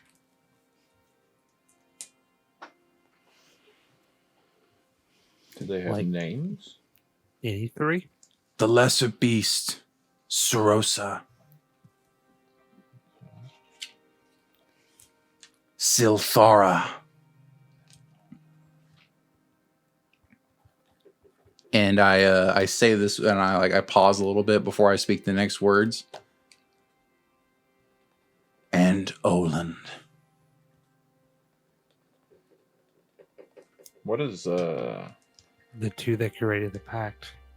Nalia's reaction to that? She doesn't have a reaction. Like she knew. I'll take a look over my shoulder towards her. Are you okay with this?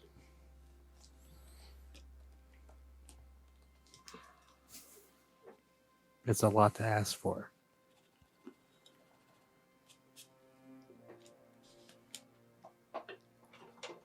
It's not up to me.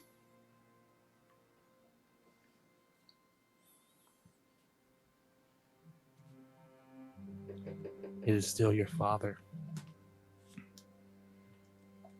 Should not. Because I'm currently out trying to save mine.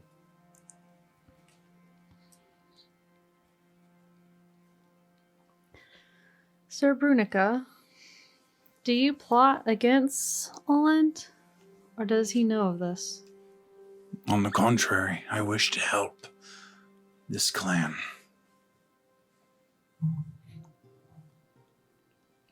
Is Oland Under aware the- of his fate? If we are to do what you propose. Great question.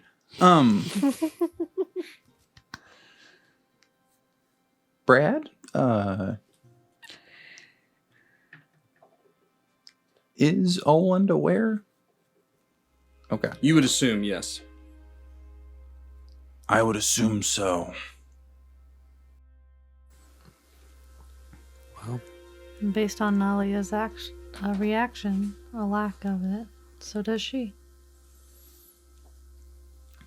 This is something that has been known for, but has not been sought. As at least one of the 3 will resist. 2 for sure. I think if we could. Oland is tired. We know not Silthara.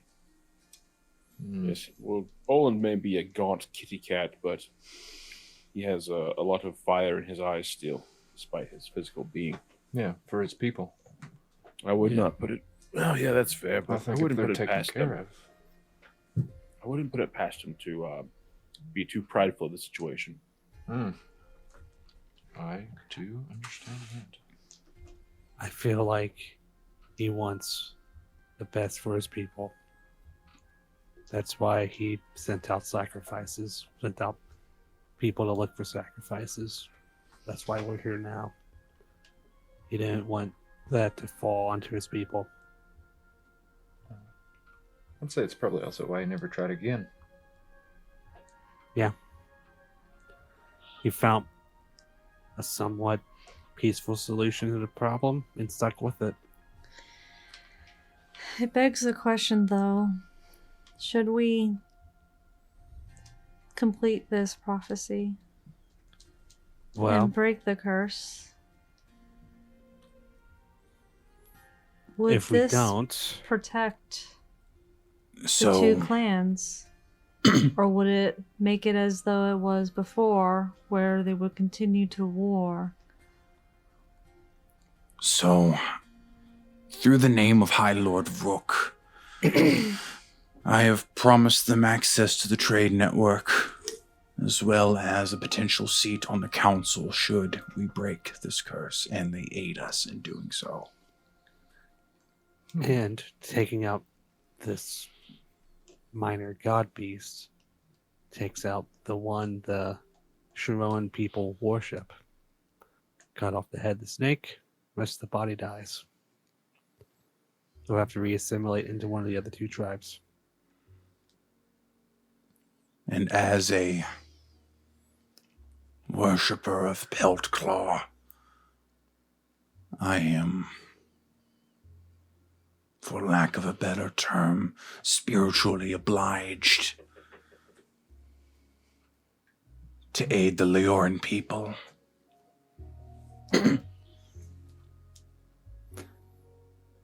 Although I'm captives to them, So my grudge isn't towards them. It's towards the people who got me here. Agreed.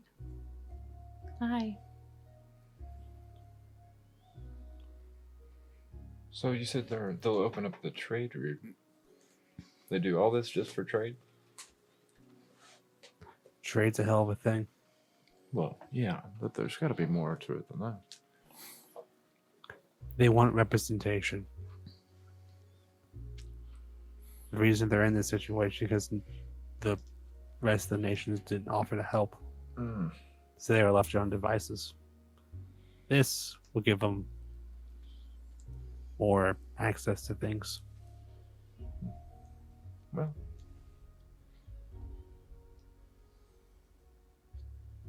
I'd say their chances are high of getting it if we make it out of this alive. You speak Especially- boldly. I like it, I've met your father. His words carry weight. as they should.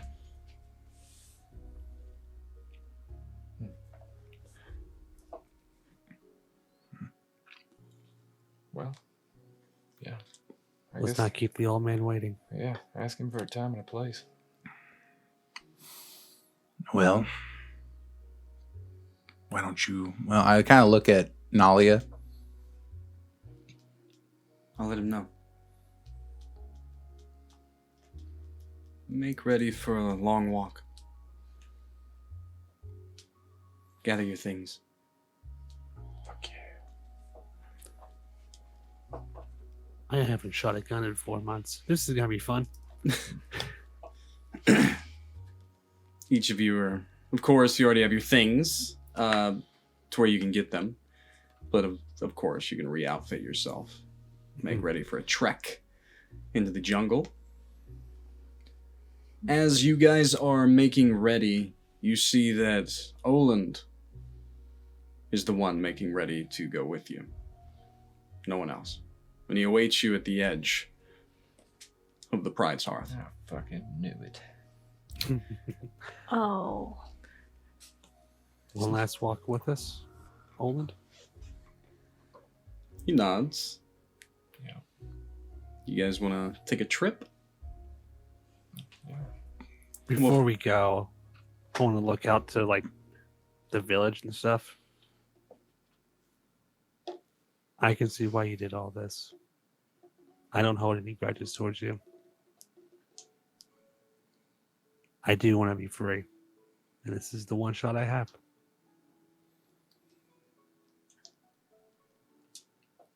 We all wish to be free. So let's go make your people proud, huh? Nods. With that, before we go trekking into the jungle, let's take a quick break. Because I made a whoopsie. And I need to fix it. Oh no. So we'll be right back. Oh. Oh my god, it's a puppy. Oh, just like giving you all kisses and stuff. Hmm. That's a cute Yes. puppy. Yes. Put you up there, huh? Just like Look at you up there, huh? doggy cam. Right, watch out. It's like, no, you You brought me up here, man. Oh, boy. Is that a new puppy? Oh yeah, one more thing I want to do. He's about a year old now. I want to push Wyler's mic But back. yeah, and then he's we'll jump our back newest in. puppy. Yeah. Hank. You were like, Hank. your voice carries. My voice does carry. You know, at work, I am called the morning alarm. I have actually a really good morning alarm, don't I, honey? Yeah, the kids hate it. I'll have to show it to you. But Now, Ian can attest. Apparently, I bring the thunder in the mornings. Calling thunder and lightning.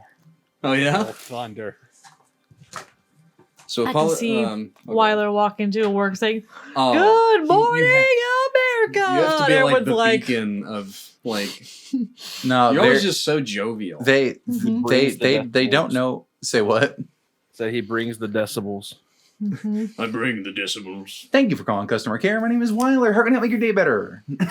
Oh, that Yes. was so fast. Nailed it. Yeah, that's scary. Now I have to learn to Nailed it. say, thank you for calling Global Payments Integrated Technical Support. My name is Wyler. How can I help make your day better? Oh shit! That's too fucking long, and it sounds like you've learned it. I don't think you need any more practice. You got it. So Well, to be fair, they say it every call, so. Yeah. I really hope I never have to be on the other end of one of these calls. Oh, damn good tech rep. Thank you. Not for that reason. Not for that reason at all. I'm sure that you two are very nice. Well, he doesn't have to take calls anymore. He's No, I supervisor. don't talk to him. This is bullshit. I make other people take calls. So Yeah. you can't say it as fast as him anymore, is what you're saying. I don't say it at all. Whenever I get on the phone, I go, "Hi, this is Ian. How can I help you? How can I assist?" And they're like, "Oh, dude, I want $1,000 back for some bullshit." And I tell them, "Well, is your contract valid? Well, did you do it yourself? Oh, I'm afraid I'm not going to give you that back. So what I can do is I can give you $69.95 back for your last PCI." And they're like, PCI. "Oh, I'm not doing that." I'm like, well, that's all right. $69.95, huh? Yeah, it's one of the base. It's like one of the lower base fees for it, and then it kicks up to it. It can change based off of whatever, but Gotcha.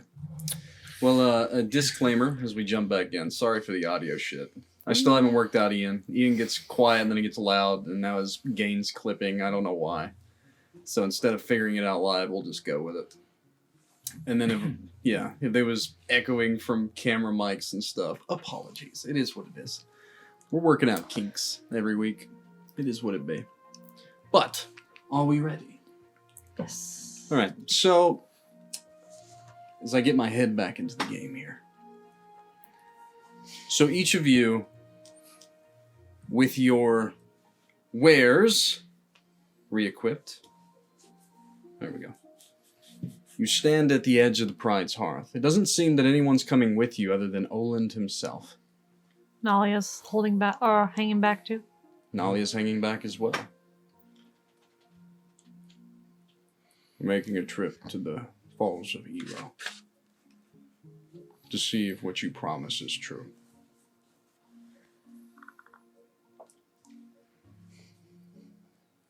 Wait, Well- aren't we compelled? He doesn't respond to that. He just begins to walk.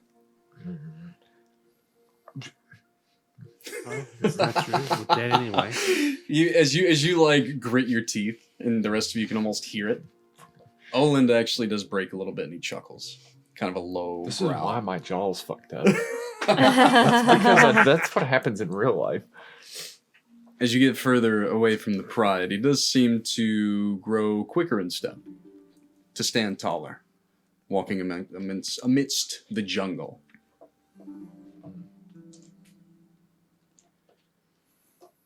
To clarify for you, Everett, you're compelled to listen to orders, yes. But nowhere in that are you compelled to do battle with Serosa. That you did not pledge. I'm going to see if you actually mean it.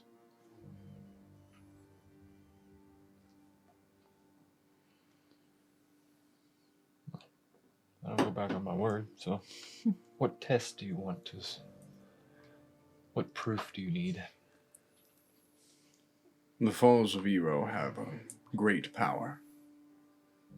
They were built by Night River. It was. We can use its power to compel those like yourselves, put you under servitude. It doesn't mean that I can ask you to kill yourself. I can only command you to kneel before Sarosa. What she does with you is under her own volition. If you walk into the Falls of Hero and say that you will do battle with her, then I will know that it is true. It's that simple. And also, if the tidings that you bring from your father are also true, then I will find that out as well. I'm also curious if you are actually one of the 13, Jophiel. Do you even know?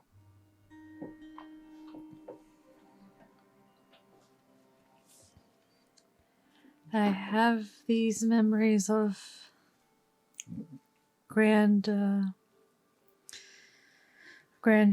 of the past. I feel that it is possible. I've been told such many times. But have I regained all of them? No. But when they say what my name is, I say yes, that is me.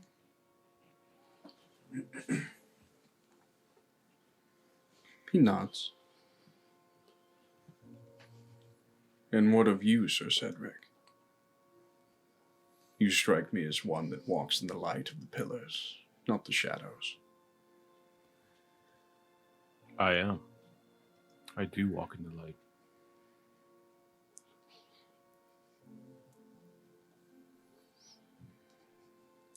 Most of the others that have been brought to us, that we have purchased,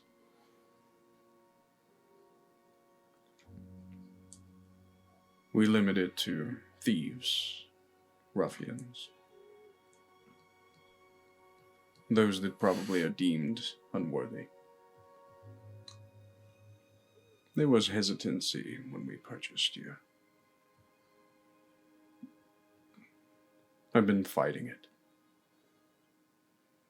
The will to just give you over to Sarosa. Just to keep the line going.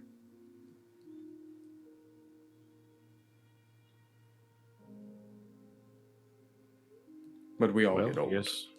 Go ahead. I guess actions speak louder than words in that case. We might yet see.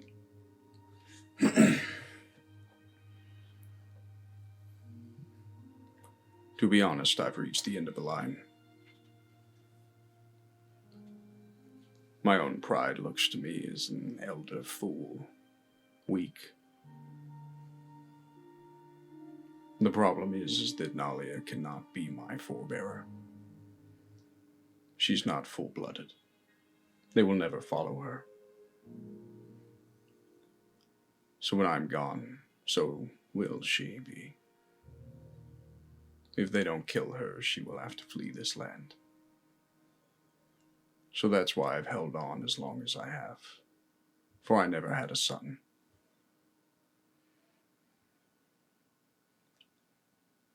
But maybe things will change. There's no one that I could think higher, deserving of a place on the council to represent our people than Nalia. But maybe it will take some sort of change in the way things are to show my people that could be a positive future.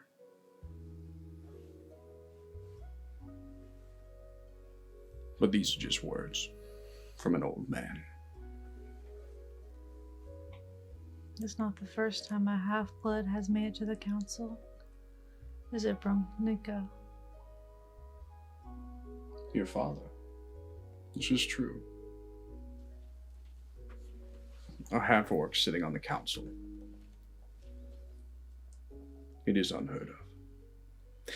My father's strength speaks volumes. The only man alive to best 2 god beasts and come out to tell the tale. And not only that, but to befriend them. You even. You've met Peltclaw and survived. I nod.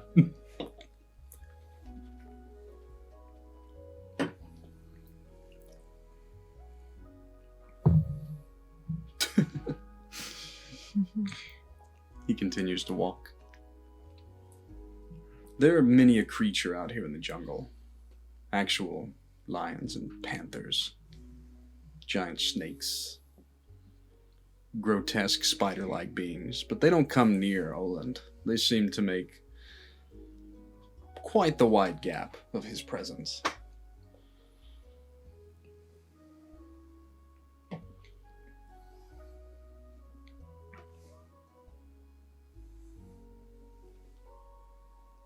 It is very quiet on this walk. Understandably I so. commend your command of their respect.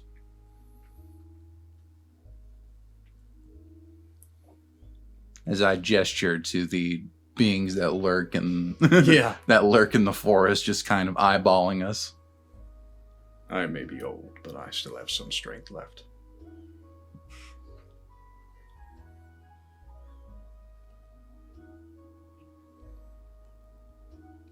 You're Yes. beginning to hear the falls in the distance. Go ahead. It is not only physical strength that you show. It is the strength of a true leader. One that can own up to his own sins and remain true to his people. Yeah, there is more than one type of strength I'm beginning to learn. Not just physical power, but the power of one's will. The will of the Leonar is strong. Perhaps that's something that we can gift to the outside world ever we are accepted.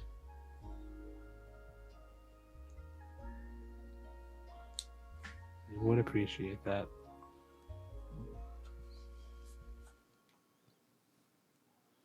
You grow near to those hand-carved steps that lead up the side of a mountain within the jungle. You can hear the falls, but you can't see them. It's odd. You have to cross a bit of a rope bridge that you don't remember before to get to the other side. It's quite precarious, but you do so easily enough. You come before the steps leading into the inner sanctum of the Falls of Ero. Not quite inside yet, not under any sort of influence. Olin turns toward each of you. And he kind of leans heavily against this. It has to be a relic of some kind of giant from the past. It looks like a giant-sized two-handed blade that's just kind of stuck into the ground. And he leans heavily on it after the long walk. When he catches his breath,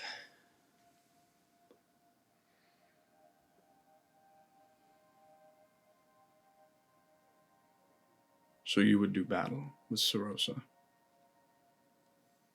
Or die trying. Aye. Yep.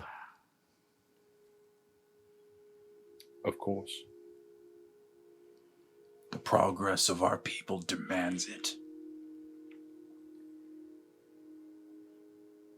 The progress of your clan demands it.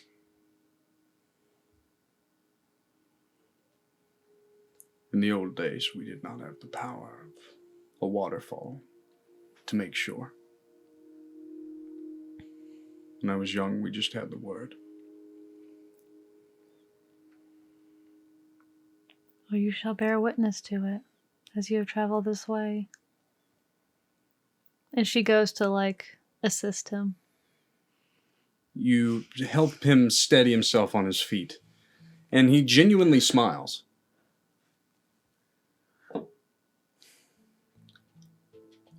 He boops your forehead.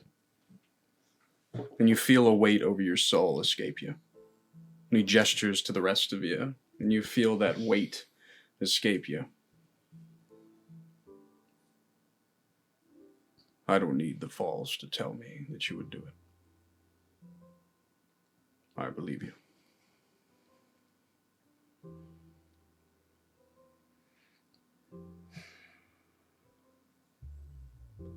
You can leave now if you wish. There was only ever once where I let an outsider into the Pride to be one of us. A healer, a Shinroan woman. You've met her. The healer of the Pride. Yes. She saved Nalia when she was bit by a viper. My people did not seek kindness in that action. But nonetheless, I may be old, but I do have an open mind. I've watched each of you, and trust is hard to come by, but I believe you nonetheless. Ronavar's dawn comes in the next few months. Maybe if you wish to stand alongside my people to make a change, then so be it. And I appreciate it. Wholeheartedly.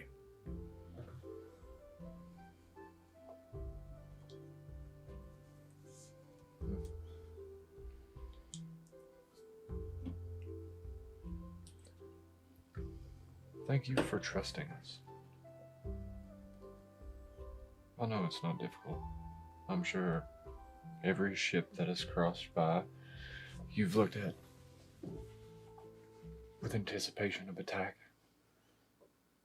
Usually it comes from within the Isle, but yes.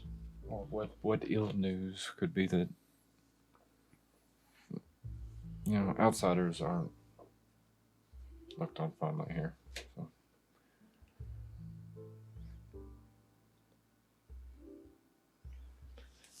We live in an old world here, hundreds of years beyond the current times. That's why the trade network is so vital.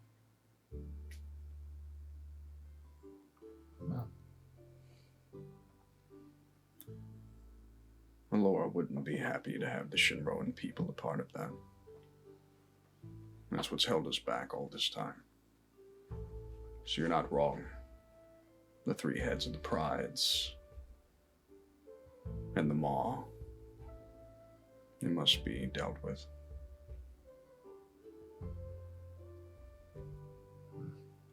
For progress.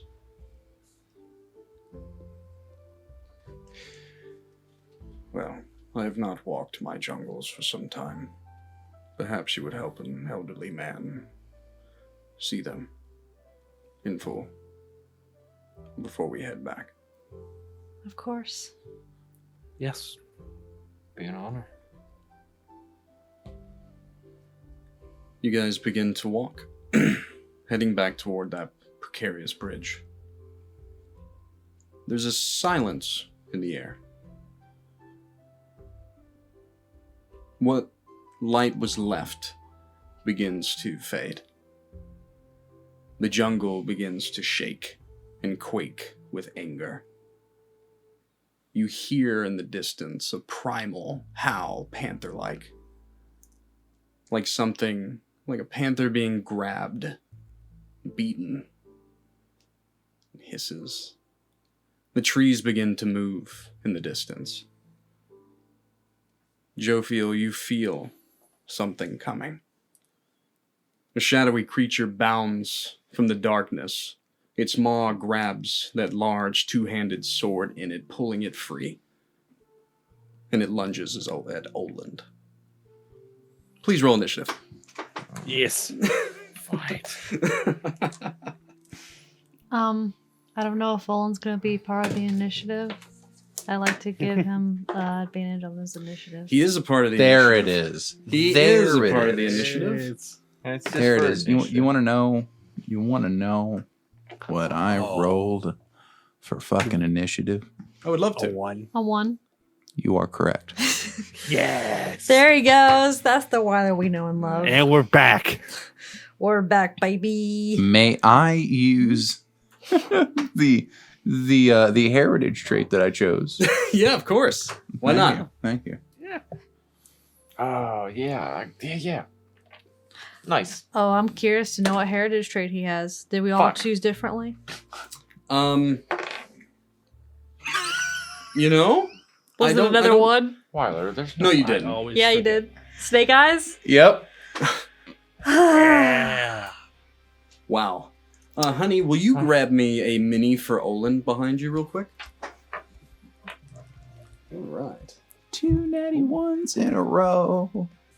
At least you got him out. You know what? That's why I'm glad that I'm playing a spellcaster, because fuck making me roll for shit. I'm going to Make them roll. I'm going to make other people Any roll. mini will do. I just forgot to grab one for him. I did see when Did I you was need cold, this? I was kinda- That could be Oland. Yeah, I'll use this one, honey. Are you sure? Olin's a big guy. That looks really I cool. was gonna use this So one. for you two remote boys, if you're looking at the stream, you can see the map. We have Oland. We have this giant panther who's just grabbed the blade out of the ground. Jophiel was pretty close to Oland. Yeah. And the rest of you are kind of flanking about. So we have Everett. I still mess up your name. Brunika, right? Yes. We have Alex. We have Cedric. Jophiel. So let's go ahead and get initiative here. All right. I lost my... I'll get another pin. I can't believe I rolled 2 natty ones in a row. I can believe it. Anyone get 20 to 15? Or above, of course. I got 19. All right. What about 15 to 10? Yeah. What'd you get? 14. So 14 for Everett. What about 10 to 5? Oh, 5. Anyone above that? 8 minus 1 is 7. So 7 is Cedric. And you got a 5? Mhm. And then you're sitting at the very bottom? Yep. At 1? Yep. One's a lonely number. All right. Let's see. And don't forget, Oland is a advantage. It didn't change it. Ah, well, at least we tried. He's still pretty high, but it didn't change it too much. That's All right, so sorry for the lackadaisical transition into a battle, but here we are. Here we are. Here we are. It's okay. It's a chill night of D&D. So, as the battle begins, the creature jumps from the forest line, grabbing this blade, and then gets on top of Olin, pushing him down onto his back as it tries to take the blade up and over and smash it into Olin's face. But Alex, you see all this happen in an instant. You're up. I cast gun. You are actually right within line of sight of this creature. So you're here, and there's the Vine Panther. Oh yeah, he's like directly across from it.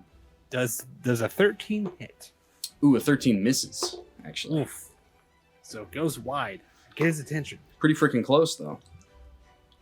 All right, so you pull out the trusty gun, cast gun, bang bang. It misses. It goes across the massive blade, stopping it from literally decapitating Olin in that instant, though. So you did divert it. Anything else with your turn, sir? How about you pick on someone who's a little bit younger, huh? And my turn. All right, so you're going to stay where you are. It is now actually Olin's turn, who's going to try and push this creature up off of him. I believe in you. 16 versus. Ooh. So he remains on the ground. The creature just kind of right on top of him. The creature critted on that strength athletics check. Oland is going to try and hit it though with another action.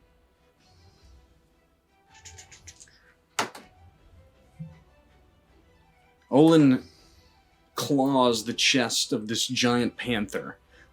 Blood begins to kind of trickle down across him. Jophiel, you being kind of close to the action here, and then Everett on the other side, you can see the face kind of come up of the panther and then go back down. And in that instant, you see something slightly familiar. You fought creatures that had these like eyes of pure darkness that gleam within moonlight. But the big key feature to take away here is that the mouth, even though it's wrapped around the blade of this massive sword, the mouth's elongated and the chin is almost hanging, very similar to creatures you fought in the past. We are now down to Everett. Hey, what size is this creature? Large? He's large, yes. I'm still gonna fucking try it though, I guess. All right. I'm gonna like charge it and try to shove him off of Okay. like right in his flank. Give me a strength athletics check.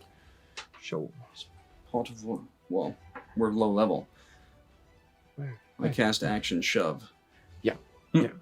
For this, I'm going to simplify the rules. I usually use strength athletics to kind of base this. I usually just kind of pin it against one another for a decided outcome. 18. Nice. What is your strength? What's your strength modifier? Yeah, I'm at 3. Okay. So you actually kind of rush it and shoulder check it in the hindquarters, sending it tumbling end over end. It actually is pushed back about 10 feet over to the side from you here. Is there anything else you'd like to do with your turn? Take that. I just draw, I guess. Yeah, draw my weapons. Draw your blades. Gotcha. And, yeah. All right, Cedric, you're up. Where am I on the map? Right here. So behind you. So, about 25 feet from the enemy.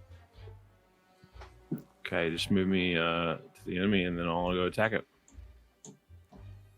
So you rush around Oland, seeing that he has taken a few boo-boos.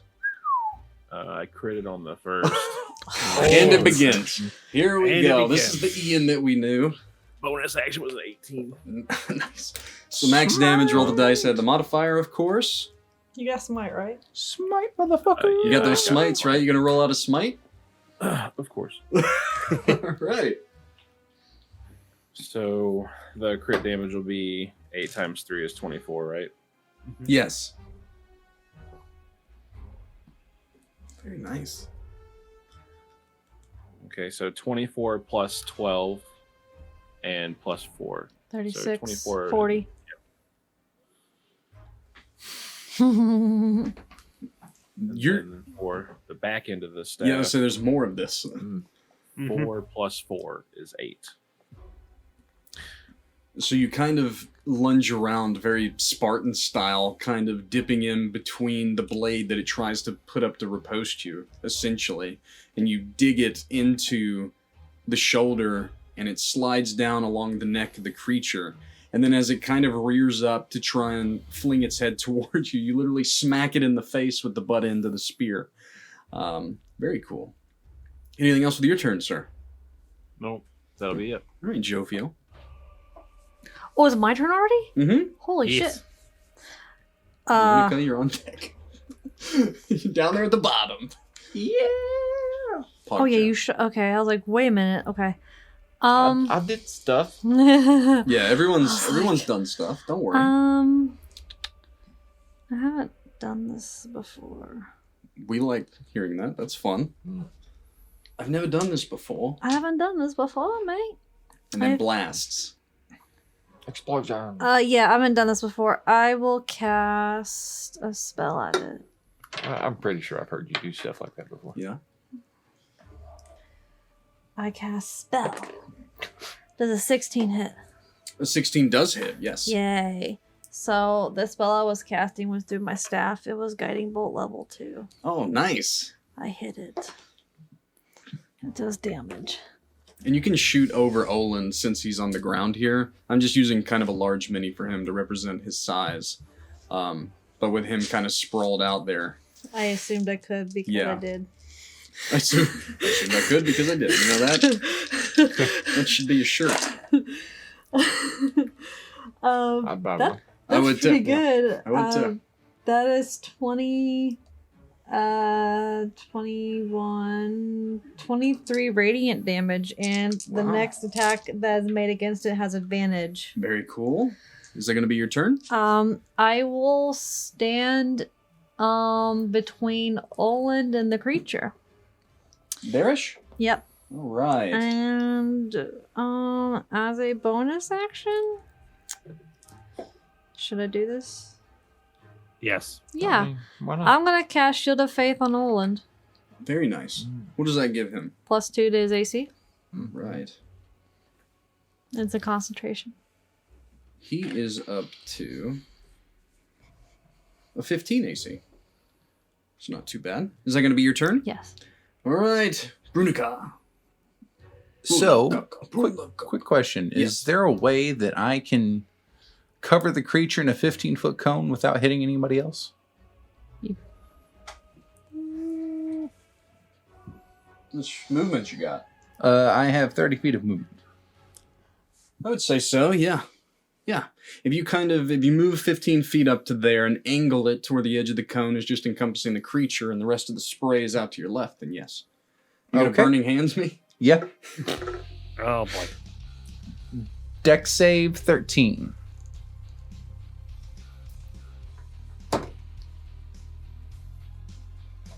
$10. 10. Mm. 3d6. Fire I damage. love seeing a burning hand work. Brooke would be proud. She loves those spells that are early on that require a lower save, but when they fail, they're good. Ooh, we got some high rolls. A 6, a 5, a 3, 14. You alight the haunches of this panther of flame as it hisses and kind of roars in pain. Anything else with your turn, sir?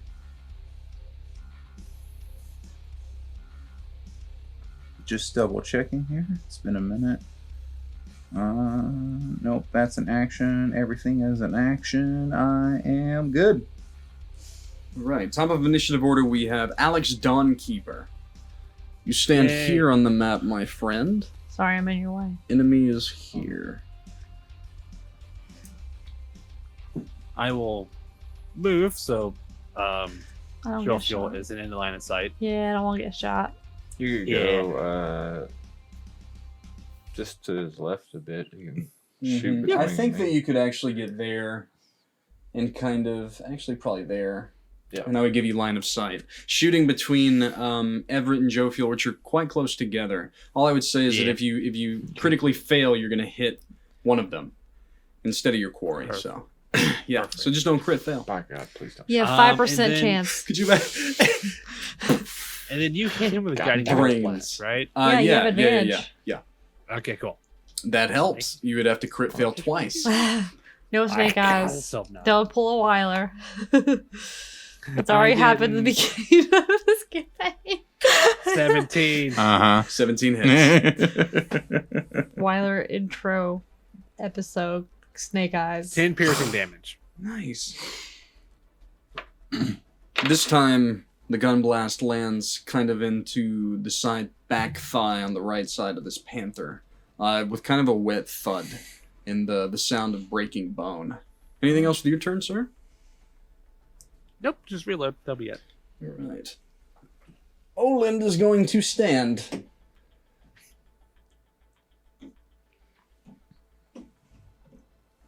He leaps over you, Cedric, in front of the creature, and he's going to attack it head on. There still seems to be some bounce in this kitten. Wow. Natural 1. That's not good. Oh. Oh, That's no. not good. Double natty 1s. I shit you What not. the fuck is going on? Okay, so As he jumps, one of his I've legs cursed gives you all. out, and he reaches out toward the creature and just misses, the one paw going into the earth.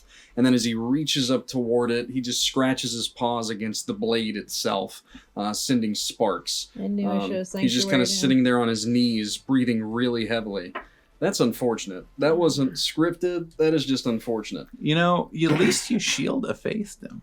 I should have sanctuaried him. It would have been better. Even though that faith was ill placed. All right, Everett. Hey, I'm going to, smack it. I'm gonna do my thing. Okay, no, yeah. You gonna run up and hit it Yeah. A bunch of times, actually. as many times as it allows. The guiding bolt already got used, right? Yep. Sorry. No, that's good. Sorry. Oh, Sorry, I was just realizing I Maybe didn't put I the needed Panther into that. initiative order. Whoops. What? I just realized I didn't put the Panther into initiative order. Oh, does he need I thought it's okay. Yeah. He started it with a surprise, and then I forgot to put him in. He's in now. It's okay. Okay. Yeah. No worries. Oh, okay. Well, it's okay because the first one missed. This is good for you guys. Mhm, I wouldn't it is. complain. I wasn't complaining either. Yeah, he's taking a lot of damage, so Oh yeah. I think we almost hit 100. Okay, so action missed. Oh wait. Yeah, there's no, like a 13 doesn't hit, right? 13 does not hit. Boom. Maybe it was something. Yep. Bonus action. Did you roll with advantage? No, You are flanking. it doesn't hit. Okay, understood. So Understood. now bonus action. Did you also roll? That shit hits. No. He's fine. Yeah, bunch of 25. Yeah, we'll take that. That hits. Yeah. Mm-hmm. My other chance. Oh my god. 6 damage. All right. Action surge. All right. Oh. Advantage on these Yep. 15. No, 17. hits.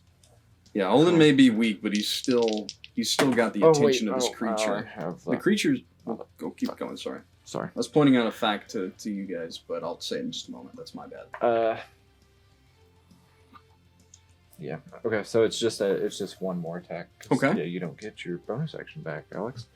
Oh yeah, you don't. Yeah. Yep. So it doesn't make 4, it makes 3. Which is 7 damage. Gotcha. Not a bad round there for you. Yeah, but that's it. Okay, you gonna end your turn there? Yeah. It is now the giant panther's turn.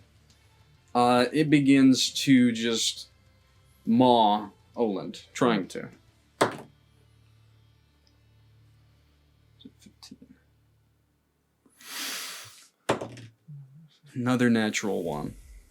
Okay. Your dice are All betraying you. right. Just one of them days. I get 1. Take this trick. Yeah, actually, the first 2 attacks are claws. One of them misses terribly. The other one scrapes across the chest of Oland, and now he's going to fling the blade in Oland's direction. And hopefully not roll another natural 1. A 3, that's not much better. So one attack gets through, kind of digging deep into the chest and ripping the loose clothing of Oland. More blood just dripping down his front side. We are now to Sir Cedric. I'll attack again. All right, you are. I will. What I want to point out is that the Panther's soul, visage is just trained on Olin, so I'll give you advantage on these attacks as well. First attack is 12 plus 7, Hits. and then 11 plus 7. Hits. 11 plus 7. 7, 11. 5 plus 4 is 9 damage on the first, Gotcha. and 4 plus 4, 8 damage on the second. Very 17 in total? That's Ye- what that was. Yes. You keep finding ways around the blade that the Panther keeps trying to bring up to try and block your blows, but you're finding spots around the face of the creature, digging deep. Your spear's going through flesh, hitting bone, and scraping off, dealing quite a lot of damage to the front of it here. Anything else with your turn, sir? No, that's action, bonus action. All right, Heiress of Twilight, you're up. Mhm. Thinking hard. Yeah. I will use my channel divinity. Okay. I present my holy symbol, which would be my prayer beads, Mm-hmm. and a light comes from me, centered around me. It's a 30-foot radius, and it's filled with dim light. It moves with me. It lasts for a minute, and then when a creature ends their turn, you can grant that creature one of these benefits, which it sounds like I can choose the creatures. Grant that creature. Yeah, so I'm going to grant... I know it's not Olin's turn yet, but whenever it comes his turn, I'm going to grant him temporary HP. Which Okay. would be 2d6. Would you like to roll that? Yes. That is my action. Oh, and it also benefits me too. Whenever a creature, including you... Oh, well, I guess it's one creature, sorry. Well, Okay. wait. Whenever a creature ends its turn, you can grant that creature one of these benefits. That might actually be more than one creature. I don't know. I need to look at that. I'm actually not sure. I'm not of the knowing of this channel divinity. I'll 4 HP, and I'll look it up. I'll see if there's a Jeremy Crawford Okay.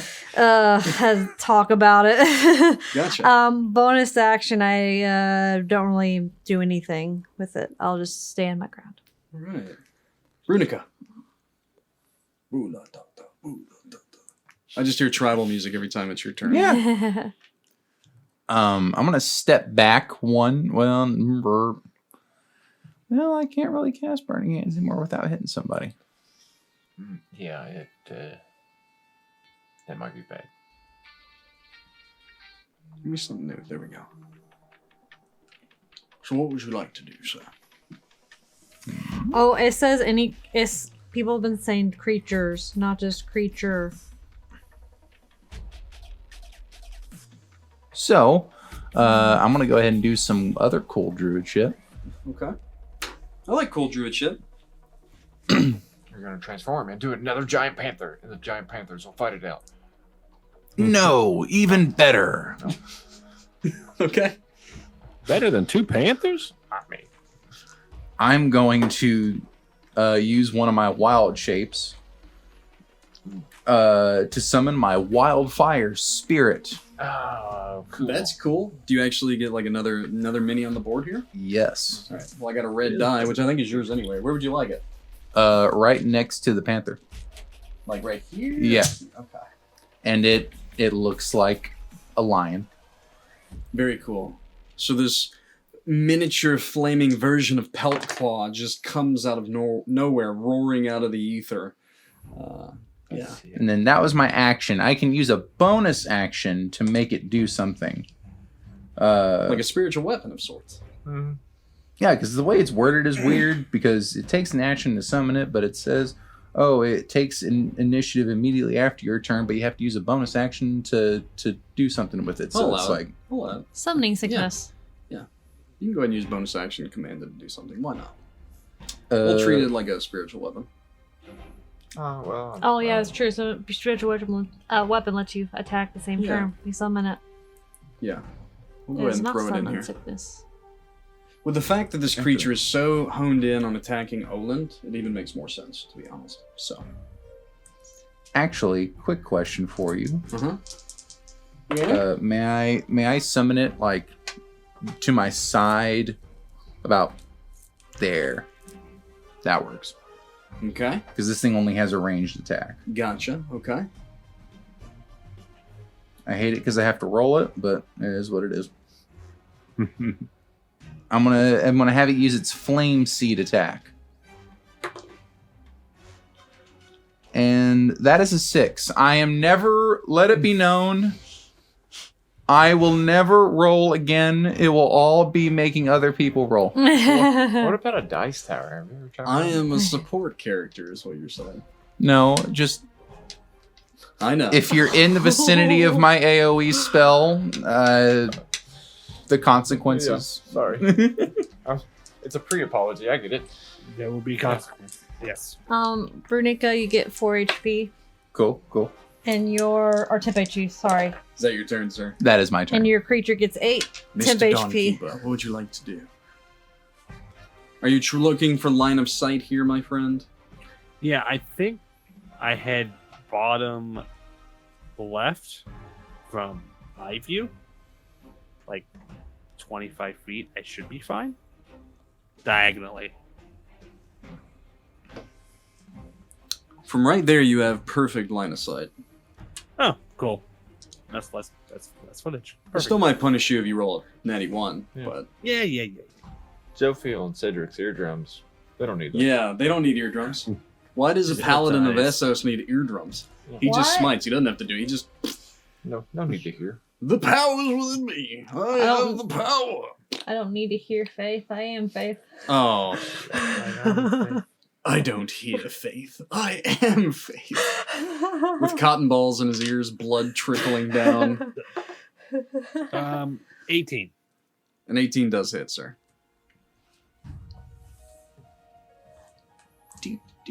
Six piercing. Again, you hit it broadside. You're kind of hitting it in the same part of its midsection over and over again on its back haunches. Anything else, sir? Perfect. Just reload and ready for the next one. Alright. It's Olin's turn. You get 7 HP. Come on, Oberlin. Alex does? Yeah. Alex, you get 7 Temp. HP. 10 HP. HP. It's a 2. It's a little bit better. Roland. Poor old fella. 17. I think he hit. He did. Oh, good job, old man. He stands up again, and then he almost falls into his claw blows here against the face of the creature. One of them clatters against the blade, but the other one comes around, scratching at the side of its face. As Olin roars into the mouth, like into the vicinity of the mouth of the beast, and it roars back at it. Their eyes both ablaze with primal fury. Good job, DJ. All right. Everett. Hey, gonna smack it. Smack it. Still advantage. Yes. Okay, first one misses. Oh, hey, there we go. Crit. Nat 20 though. Oh, nice. Hey, there we go. Nice. There he A is. natty 20. Yeah. It's still not a whole lot of damage, but I'm going to take it. We're living that low-level life. Yeah. So max on the dice plus Mhm. modifier is 11. Okay. And Then That's roll what it. you rolled. I'm done. You No, gotta that go. worked. What happened? Did you just curse him? No. No, I rolled I it out just of the stopped tray him. and went. I was getting ready to roll it again. She was like, "No, that's fine." I was like, "Yeah, you're probably right." What was it? Sorry. 5. So 16. Nice. Gotcha. So Yeah, again, thank you for stopping. both bladed You're welcome. attacks. I mean, you're cutting through flesh and hitting down into bone at this point. The back of this creature is very much filleted open and pelted with gunshots, and it's just still fighting. Damn. Anything else with your turn, sir? Action, bonus action. Nope, that's it. That's You me. get 5 HP. Or 10 HP. It's thine. Panther's a turn again. He's going after Oland. That's 1 hit. 2 hits. Big hit. Almost a crit. That's not good. He's gonna go through his 10 HP I gave him.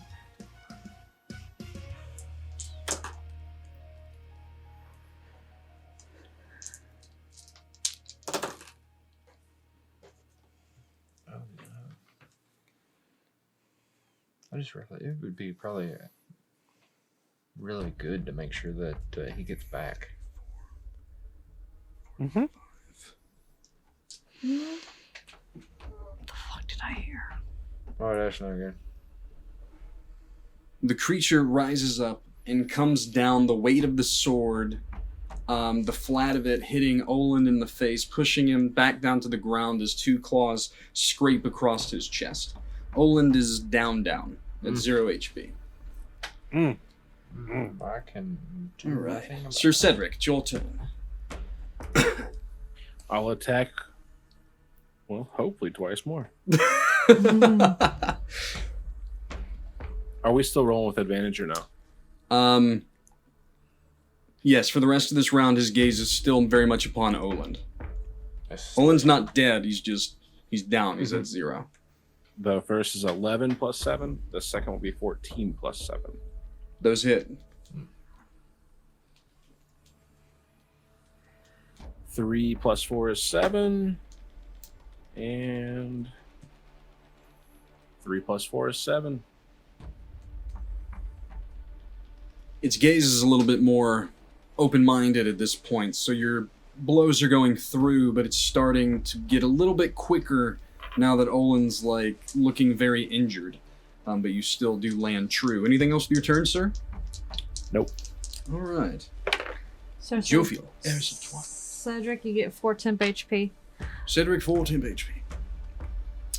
I'm gonna make a play. All I'm right. going to grapple him. Oh. Do I have advantage or no? Straight. Because of his current objective, I will give you advantage on this because you're kind of blindsiding it. Can you grapple a creature that's large? I Is it think a medium size size? larger. You can go a size larger, right? I think. That's right. But if you This- want to no, not this give me is- advantage, no, that's this is- fine. This is actually pretty hilarious if you do grapple. I mean, she tried to ride it. It's more like you grit. I have you. Look at this. I got a 16. What the? Okay, Yeah, never no mind. more than one There's size no way you're larger not than you. so big. No more than one size larger? Yeah, that's what I thought it was. I mean, I'm it's such a hilarious visage. I'm gonna use another. I'm gonna use my celestial chosen to reroll. Gotcha. That's Nope. stupid. Didn't like that at all. Okay, one more. God damn it. I don't know if this is gonna work. 8, 9, 10, 11, 12 is my highest. 16's what you were looking for. Fuck. So that didn't work. So, I mean, you think you have it grappled. You're holding on to, like, its massive paw, but it's very much still... Bonus action, moving. I heal him. Olin? Yeah, Olin. Healing word. How 1d4. much? For a second, I thought you meant the panther. I was like, hold up. Fuck that That's panther. what I was thinking for a second. I got a little worried. Like, wait a minute. What? He's the one we're trying to kill. It's my turn to stop Oh you. wow. So I heal great Olin for Andrew, One you trying to plus- murder us again? it's 6. I heal him for 6. Six. As my minimum on 6 that. is a good number. Yeah. It is an alive number. It's a very alive number. I like that. In my turn. I mean, at our Brunika. level, it's a decent number. That is a great number. Yeah, it's a great number. That's a level 1 PC right there. That's You know? a wizard's health. That's a right wizard. That's a wizard. There. That's a whole Without wizard. constitution, that's a wizard's health. Wizards don't... Isn't that right, Jeremy? Yes, right. yeah. Yes. Did you say you're gonna play wizard? Yes. I think so. I think I'll play wizard again. I'm gonna play a wizard. I'm gonna blow shit up. You're a wizard, Jeremy. Oh. Good job, buddy. Good job. All right, Brunika, what would you like to do? Jeremy's got your back here. I'll tell you what. I'll give you. One. So I will- so I will- I found I actually have something else I can use. Okay, cool. So, because fuck me ever rolling ever again. I'm gonna make other people roll. All So- right. I'm actually gonna use a cantrip for this one instead of hurting everybody else. I'm just gonna hurt anything in a 5-foot square. All right. I'm gonna create bonfire Yeah. on I like the that. panther. Yeah, that's All right. It checks smart. out. Do I need to roll a save? Yes, dex save 13. It was cocked. I will re-roll it. Natural 1. Natural 1. You take a date. That's the 4th Really? natty one It's a that I rolled. D8 for Yeah. create buffer. I've never It's actually kinda read cool. the full kinda- thing. Yeah, it's a Yeah. under you. He likes fire. Yeah. The man likes fire. It's all making sense. The good Yeah. news is And then if it moves outside of bonfire, it has to make the save again. Nice. But it keeps taking it while it's on top of it. He's Yeah. on top of it. He's on top of a bonfire. Embers just 7 kind of fire erupt. damage. nice. A fucking fire pit just Yeah, opens up embers underneath just me. kind of begin opening up, and it's like little fiery hands of pelt claw that are trying to grab the creature and pull it down into the earth. Very cool. Anything else with your turn? Fire paws. Fire paws. Fire balls, fire I'm sorry, that balls. just Is that your turn? Let's all go in fire. Is that your turn, Firepaws? Or can you use your thingy, your felt claw aspect? Well, it says I can use a bonus action to do stuff with it. Yeah. Well, I mean, then you should do that, right? Yes, absolutely. All right, cool. Let's do it. Throw more fire rages. I cast. Kill it with fire. I don't know. I usually pun there. reserve that for spiders, but Yeah. I guess giant panthers works too. It kind of My looks original like a giant concept for the spider. fight was actually veil touch spiders. Yeah. I just this mini's so cool and it fits the theme. I feel like veil touch spiders would be close to phase spiders, and I can't stand phase spiders. I'll use them later. I don't know what a phase spider is, but I know what a regular spider It like is. And that's goes fine. up to you Here, and then sorry, I'm disappears and losing. reappears and then I'm disappears losing and track of reappears. my action economies here. You're cool. Yeah, Fucking displacer bee spiders. they are Yeah, displacer bee phase spiders. spiders are All right. That's fucking great. horrible. They're rabble rousers. They're veil touch, Those they'll fuck, just those disappear fucking in the rabble dark. rousers.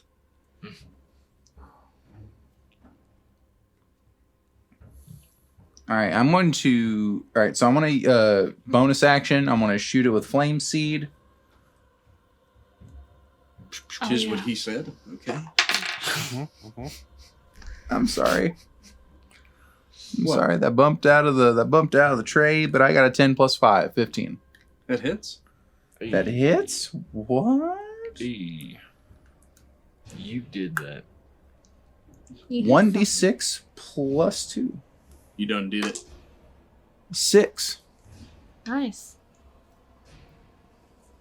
It's literally being barraged by flames at this point. Its one-track mind of kill Oland at all costs is now giving way to intense pain. It seems weary. Anything else with your turn, sir? That is it. Mr. Dawnkeeper, there's a fiery cattle to the ways of you. Boom, boom, bang, if you would. I'm That was thinking about Ian. something else. Oh, okay. Oh, he's doing something else.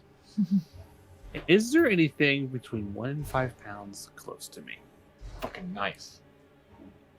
I would say that there's a large size piece of rock chunk. That's a really specific Right here, size actually. amount. Yeah, a piece of broken temple marble right here. I Yeah. cast catapult and yeet it towards the panther. Yeah. It needs to make a 13 dex save. I've been wanting to take that spell so fucking much. Natural 18 on the dice. God damn it! It goes flying across. And that's why I haven't. you go, oh man, that sounds like a really useful spell. I've always thought about taking it. You hear a tree in the distance go, ow! The creature passes the save and takes 16. no damage. Now I remember why I never took Wait, that no, spell. That's it it. still takes half. It's a spell. Oh, Oh, it's not saber suck. Yeah. Oh, well, It's hell not. Oh, it's not? instead of hitting it directly, 16, crazy. it's crazy, 16 bludgeoning. So So 8? half would be 8. Hey, 8. Yeah. pretty good. That's good for a fucking rock that you just chucked. yeah, that kills someone. Yeah. That kills a level 1 character. Not bad. Is that your turn, sir? That's pretty good. Yes. Okay, Oland is alive. Again. He's gonna attack. Of course. it is. Yeah.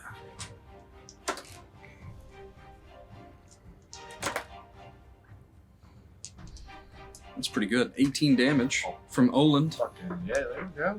Like, bloodied and not looking too good. He stands back up and just begins to rip at the face of the panther, enough to where he rips the sword out of its maw and it goes careening over to the right side here. He is going to actually move to kind of reinitiate some flanking action here. The creature's gaze does kind of go with it. He's picking up on things. He gains 9 temp HP. So he's at 15. Yep. Nice. All right. He is alive. Everett. He's alive and breathing. Yes. What would you like And to do? Jophiel run up and gave it a hug. Oh, yeah. Yes. Straight yes. He had Oh, no so fear. Everett's pondering the fact that one of the 13 just tried to hug a kitty. I mean, A deadly shadow kitty. I want to ride the kitty.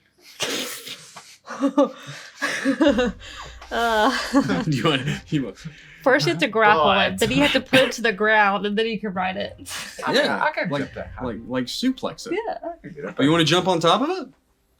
I mean, I do, but I'm not. I would like Fully you. You can use your movement speed there to so jump on top of It is on If fire. you I'm do, just going to- it is on top of a bonfire, and if you move into it, Thank you, No, sir. come on, it's not. It's fine. you start taking fire Did damage. you take any damage at the end of his turn, or is it the beginning of yours? So it's at the end of its turn. So he only takes the D8 if he moves out of it or ends its turn there. He's ended his turn there, so he would take it. Not since he casted it. Right? Yeah, the Panther hasn't gone. Yeah, because Olin Yeah. went. Oh, I haven't. Olin went. yeah, and he went down. Sorry, I Yeah. thought it was. I'm playing two big cats here. Yeah. That's okay. My bad. Easy to get them confused. Anyway, Everett, what were you So, doing? Yeah, I'm just gonna smack it in its butt. All right, we've done a lot of damage to that Is- back right hindquarter area. Yeah. The tail's hanging on by What- threads at this point. I mean, is there is there a way to still get flanking and move to a more vital location, like where upper chest, where the heart might be, or should be? I don't know if that's. You want to like? You'd have to be like in front of the cat with Mr. Yeah, I guess I'd have to be up closer to. Do you want to move to the front of it? Poland. You can move to right in front of it. You could actually move right alongside Olin there on either side. You have enough movement. You can move through your allies. So Yeah, let's do that. you could go here or here. Right. Yeah, right there. I'll put you there. Yeah. I was already on that side, anyways. That's fine. Maybe there's a. I hit some vital shit. If you want to go for a vital spot, you can take the -5 to your roll to search for it. Let's see how this first one goes. Oh, Okay. wait. Is that do you still get advantage? You have From advantage right flanking? now. But it's Yeah. the -5. Just a -5 to your roll. Ooh. And this is just, this is a homebrewy thing I forgot to mention at the beginning of this campaign. You guys can target stuff, and it does deal significantly more damage. It's just you got to take a -5 to your roll. Mhm. But that's a good way for you guys to kind of like pick off limbs and things and do crazy stuff. But if you wanted to, Go at that point, you could go for a throat, go for the heart, a limb, try and injure it. I do have a table of wounds and injuries. We'll try it. We'll try this first one. You have Let's see 2 how this attacks here. goes. Fucking. I don't 15 think is either what you're one looking is for. it. Ooh. That's a 12. Darn. Yeah. That's pretty That close. was close too. It's pretty Fuck. close. Jeremy Let's see, does do I- give one do I free gamble? reroll to the party tonight. That's his purpose. So if you would like to take it at the party's behest, you can. Do it again. Yeah, do it again. Roll one more dice. Or one re-roll. One more d20 or a He whole can roll with reroll? advantage again. He can re-roll Okay. his attack. There if you he go. wanted to. That's worth it. That's 2 dice. Yeah. He growled. Oh. No. Olin went. There's not touch. Hey, Okay. you try it. Thanks, Jeremy. Well, yeah, appreciate it, bud. You failed. Good looking out. Thanks for the encouragement. Oh man. Yeah, regular attack. All right. Oh, of course, that fucking smokes his ass. Fucking smokes it. 14 and a 17. Very nice. God, 6 damage. Cool, that's my turn. So you don't hit That's it in fine. anything overly vital other than just dealing still more damage to it. It's still kicking. That's your turn. It is now the Panther's turn. Don't know. Kicking Panther. myself in the butt. So I'm kicking. Let's see. Yes. Yes. I will remember your bonfire. It's only at the end of my turn. turn. Or if he moves. You may do things. Okay.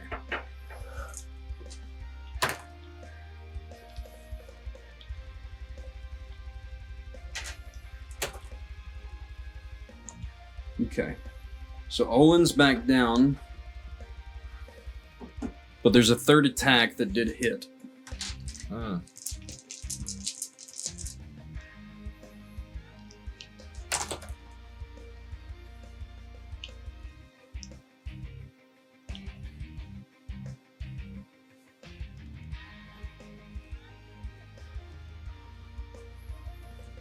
Olin is not looking very good. All right.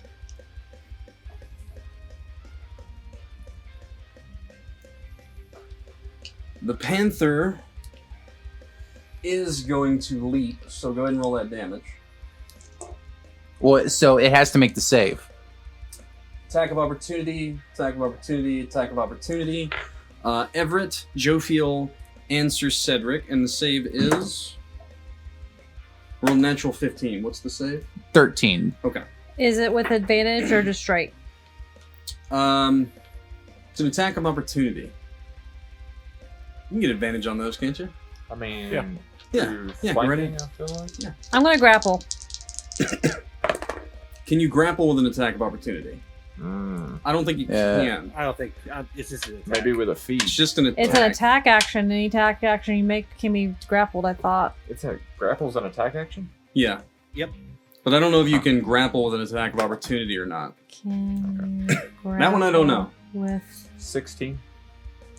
Oh, yeah, Um, 15. Okay, yeah, that's right. Unfortunately, no. Grappling is done by taking the attack action. Ah, Yeah. you're right. Attack. Thank you. Okay. You can still attack it, though. How much damage from you? It's going to be more than fucking 6. It's 7. All right. God damn it. Did I take half damage from passing that? Okay. It doesn't say, so it's since it's a cantrip. Gotcha. Cedric, did you hit?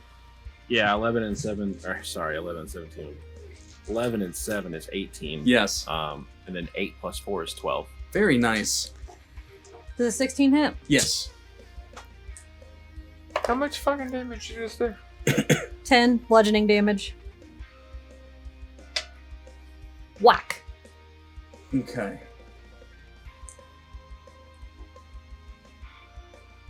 It's 3 attack 3 times and then leaped. Is there Yes. anything else left? Kind of, but it doesn't help me. Okay. Cedric, it is your turn. I'll move towards the beast again. About your full movement speed, you get right next to it here on the other side of Oland. I'll keep swinging.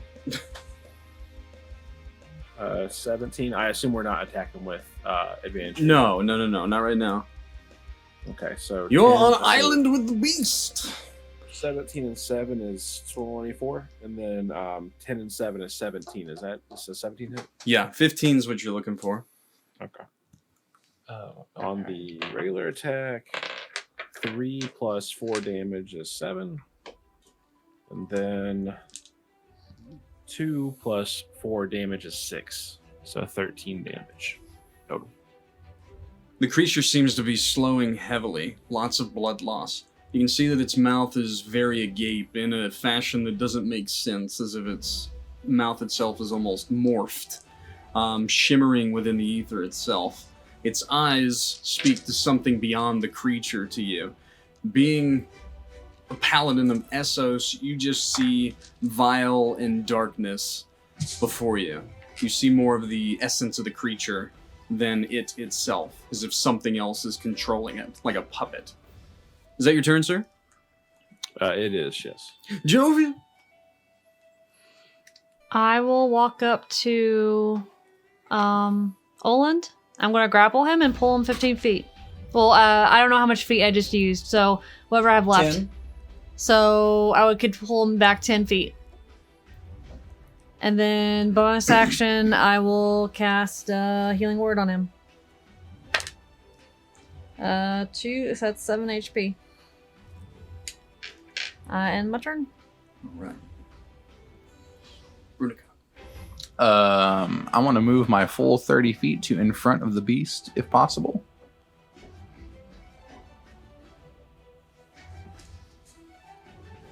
And then point blank, burning hands. Saw that coming. Torty. 11. 11, that is a fail. Whoosh. Burning hands! God, that's so much fur. One of them is He doesn't have a cocked. lot of fur left. Yeah, Right I know, now. But like that He's a naked cat. burnt fur. 12 fire damage. Whoa. That How do you do it? Yeah. Yay! We killed it! We slayed the kitty! How do you slay thine pussycat? I literally like I run up and like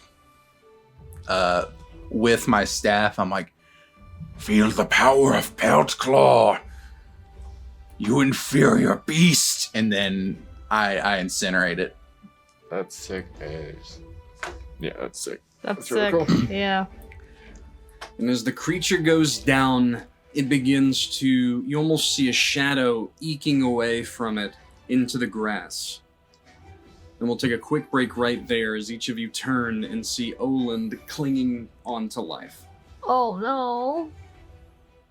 And I was like, She returns. I put her on camera so she can be seen returning. There she is. She sits down. She scooches over. David Attenborough. At his best. Yeah, get my leggies up. Get my ears in. I still can't hear no one. I must know. Why not? What words are being said? What words are being said? I hear words. Actually, I hear music. Do you? Are you sure? Mm-hmm. I'm not on the right playlist. But why not? Because I'm a horrible person. Horrible. So, as the creature lay dead, Cedric, you watch as the shadow, very much like a serpent in the grass, tries to leave the panther and scuttle off. But as it does, your spear alights with holy fire and then leaches out toward it as you hear the screams of 1,000 souls be pulled into the spear itself. The creature wasn't able to get away, but you were then alluded to the fact that this panther wasn't acting of its own volition, being controlled. As each of you kind of turn, you can see Olin sitting there on his back. Eyes are open, but he's breathing heavily, and the front of his chest is just ripped open. Can I medicine him? So you run over. Ooh, I'm already next to him. Yeah, I probably helped him sit up a little. As you walk over to him and you go to aid him, he puts up a paw. Look at me like that. I'm sorry, the paw, they just... It's so paw fussy. Okay, sorry. This poor cat. That's Andrea, not Jophiel. I know. He puts up a paw. Don't. And then you watch his blood begins to run out of the corner of his mouth. You are dying. Allow me to assist, to keep you from doing so. He smiles, very on death's door, smile like, oh, you poor innocent girl. Did you not hear the words of Brunika? I heard the words, but this is not the way. A foul creature comes to slay you, not a true honorable battle amongst us. if I may, he helped aid in getting rid of a stain on this island, and he fought well. You did? If there was ever a true battle to end one's life, this was it. To say that this was not a true battle was a disservice. I'm sorry that I said such things profusely. There's actually, like in this touching moment, there's a bit of a gurgle and then a laugh that comes up through the blood eking out of his mouth. Well, did you think that wasn't a fitting enough battle? Night of the 13. Did I not live up to your expectations? He says that with a smile on his face. Of course you did. Well, what say the rest of you then? Did the old man do all right? Not half bad. Yeah, you stick it around pretty good. She stood your ground, I suppose. Is there anything you want us to take back to your village? Any last words? Oh, wait, 1 sec. I pull out a rock. The one I did, and that was a 1. I could get it back to them. He kind of, as you walk up to him, he reaches out a paw to you, and then to you, to aid him to getting up to his knees. Jophiel and Alex. Do you help him? Mm-hmm. Yeah. He gets to his knees and kind of almost shoulders slump, his paws kind of sitting there on the ground limp. You know, a man with no strength left.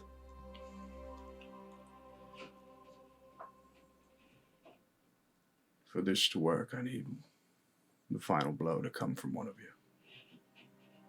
Strike true in my heart. I kind of look and go, let me do you one better.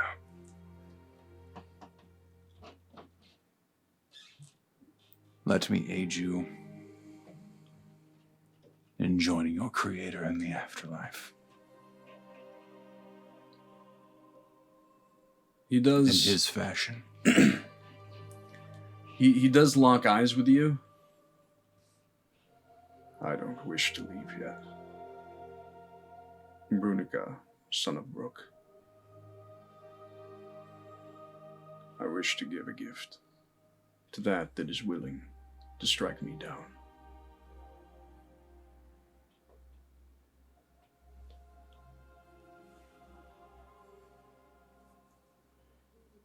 I'll do it.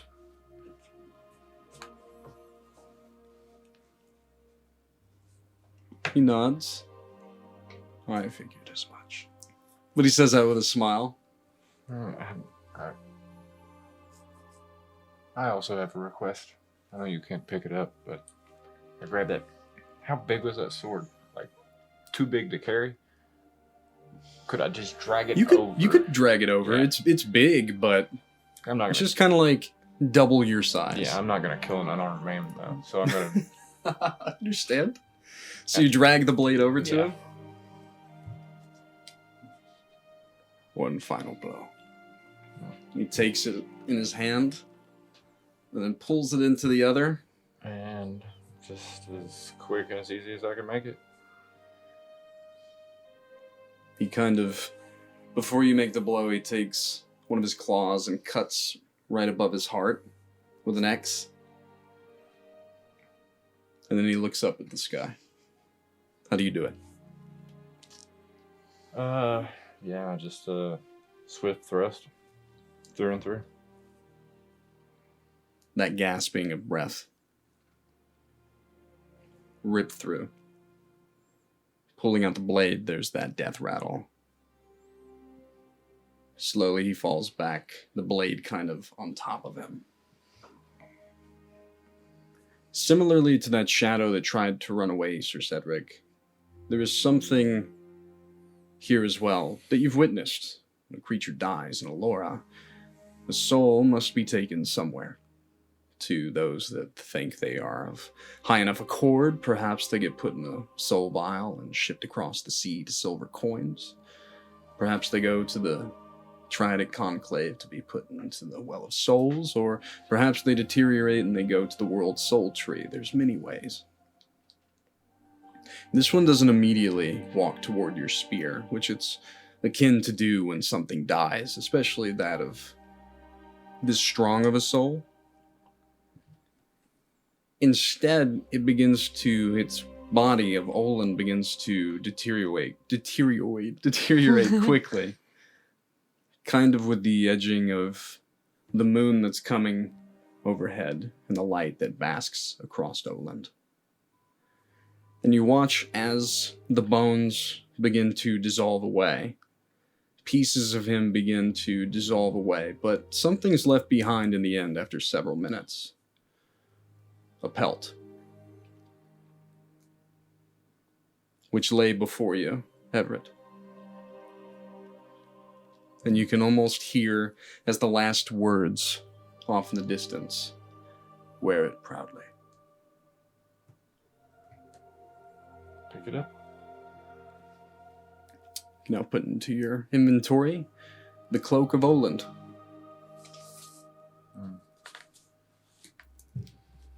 And we'll talk about that next time as to what it entails. What would you guys like to do? If there's anything left of the bodies, I create a bonfire on each of them.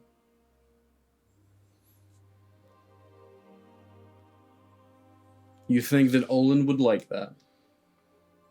There's a perpetual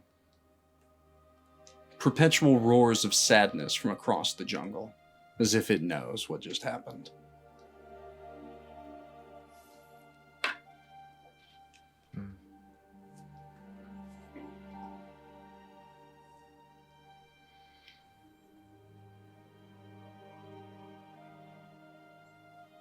We must tell the village.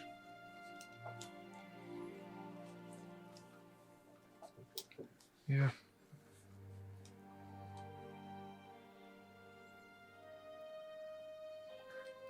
If we can find a way back. I do not think that will be a problem. How do you think they're going to take it? Oh, you know. Not well. There may be some internal conflict and turmoil as who should be leading the people next. Yeah. As Nalia will not be seen as a warrior capable. I'm failing to see. I know he said that earlier, but they seem to respect or fear her. Probably closer to fear. Or fear of Oland, I guess, probably.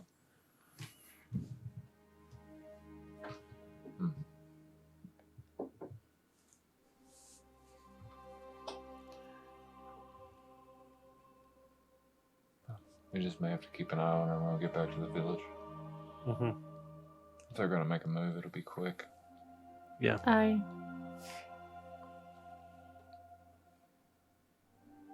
Once that is settled, we won't have to move. Get rid of Silthara. Yeah. She is the last part of this curse to this island. And then we will be free to move on, so to speak.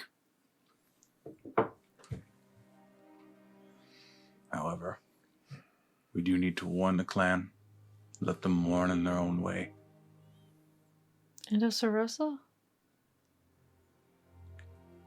Is she In not our final objective? You are right. I am forgetful. Some heavy shit, so to speak. As my father calls it sometimes. You know, that seems like something Brooke would say. Mhm. "'Tis some heavy shit, my son."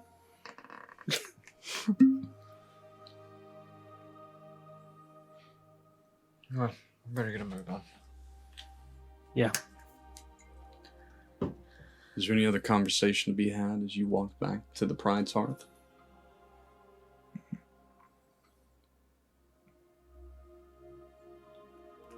So go ahead. the big giant sword thing. So, Yeah. Wyler's like, tell me about that.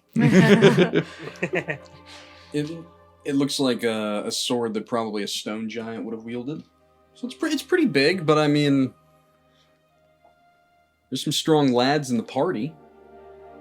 If you would like to take it back with you. I think it would be a nice, I Good think it gesture. would be a nice moniker to bring back. Yeah. Yeah, like a big Leonard could wield it, though slowly. That makes sense. Kind of like Cloud style, like yeah, Like that a kind of bastard stuff. Or a sword. Soul Calibur. So I think it's what I'm thinking of. Oh, yeah. Siegfried and Nightmare. Yeah, very much in that way. What's the strength requirement on it? On this one, Mhm. an 18 minimum. Fuck. Oh, it was just to bug me. They drag a tip of that fucking sword across the ground. Sorry. An 18 to wield it properly, you could technically wield it just slowly. I've got 17. It'd be hilarious. Yeah, but you Oh, gotta yeah, maybe that'd be keep it on your. Why am I carrying this bitch around? Wouldn't it be funny if you guys carried around this sword until someone could wield it or wanted Yes, to? I can wield it. Oh, you can wield it? We're gonna fix your fucking audio next session. God Yes, damn it! sir. I can't hear you half the time. I want to hear your sultry voice. yeah. Yeah, you wanna take it? Yeah, I'll carry it down for him.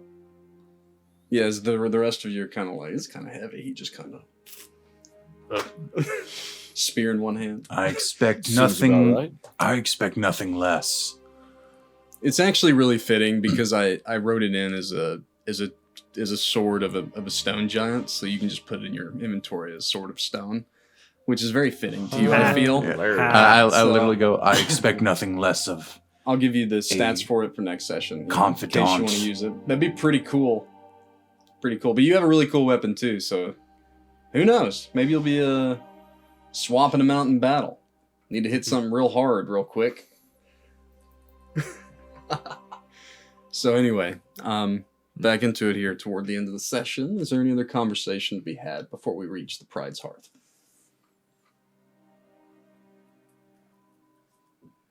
No. No, I don't think so. So it's very quiet. You guys are carrying the big ass sword through the woods, through the jungle. I Um, actually, if possible, Yes? I just want to take a note Yeah? and roll a nature check, if possible. Sure.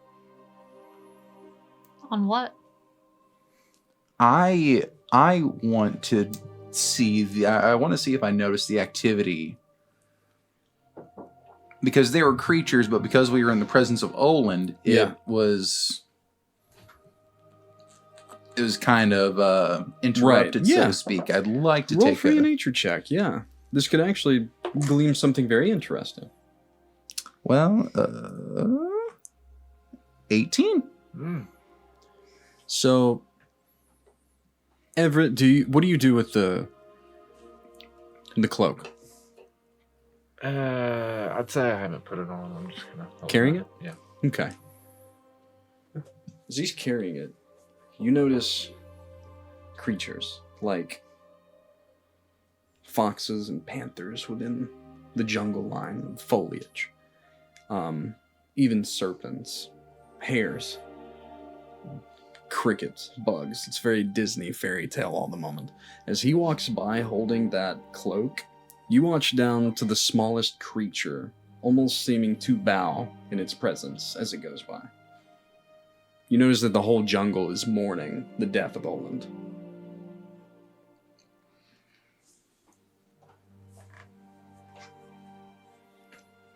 Something of note, as you're walking, Sir Cedric, you just happen to glance at the compass, and it's not spinning rapidly. It just seems to be pointing true north. Oh. Just something of note. As you reach the edge of the Pride's Hearth, you do see Nolly in the distance. She stands, but as you get closer and she specifically sees what you're carrying, her face kind of drops. As you get closer, it seems that there was many people that were outside toward the edge. The entirety of the Pride's Hearth. Each seeing one at a time, specifically whatever it's carrying. There's a silence. And you can almost hear it from the cloak itself. Everett, put it on.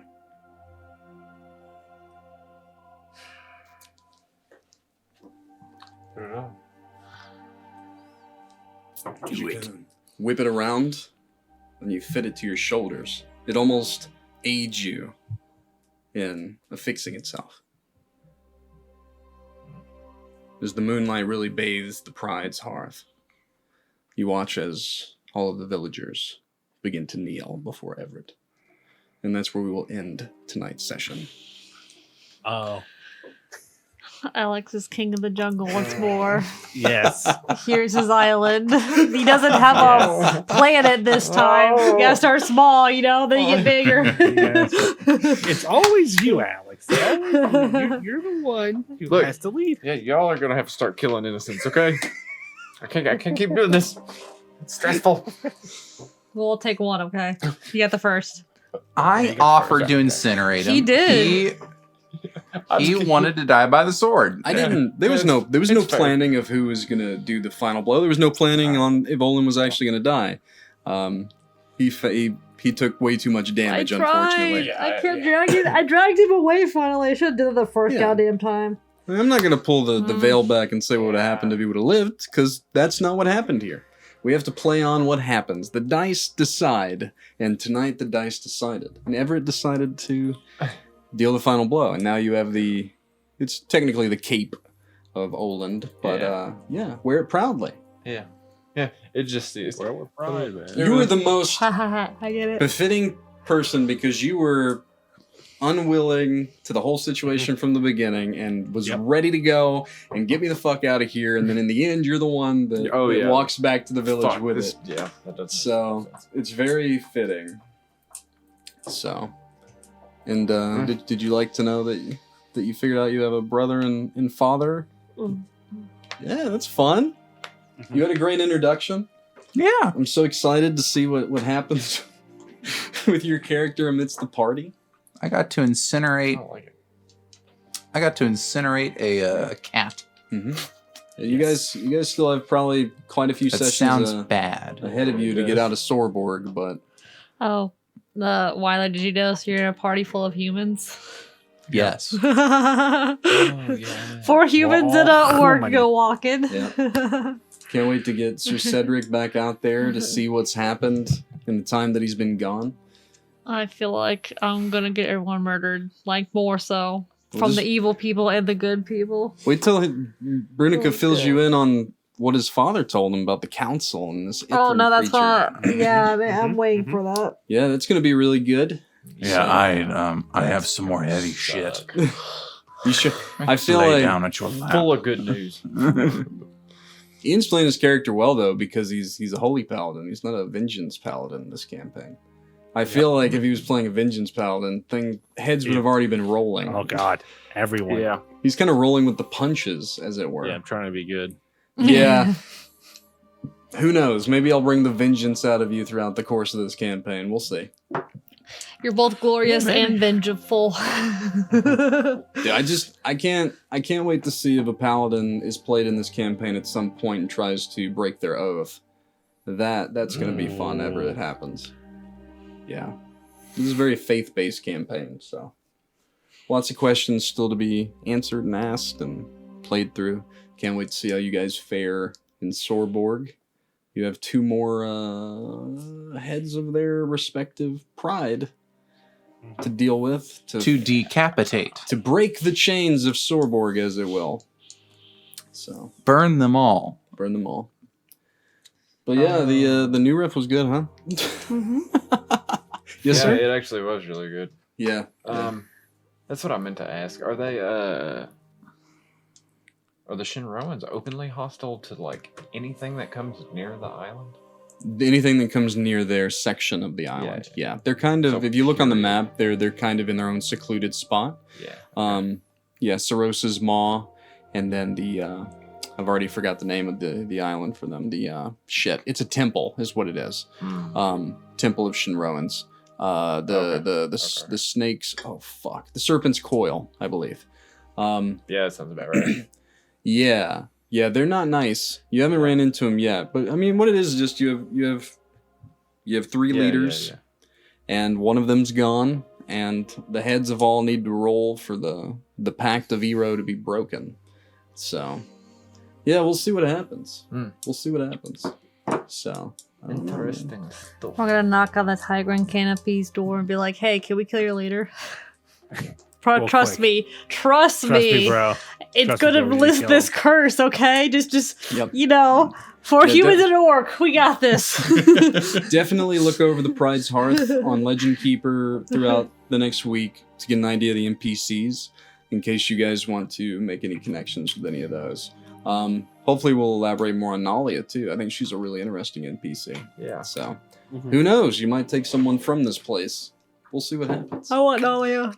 It'd be pretty fun. Wait, Or the chef. I have made a handful of chef potential does look followers throughout the realm that can potentially join some cause. You guys don't really have a cause yet, but we'll see what it's going to be eventually. We know nothing. You know Jon nothing. Snow. Yep, we are Jon Snows, but thanks all for watching, listening, and the rest of you. It was fun. What? Can't wait to see what happens next time on Dragon Ball Z. Dragon balls of Dragon, dragon, dragon.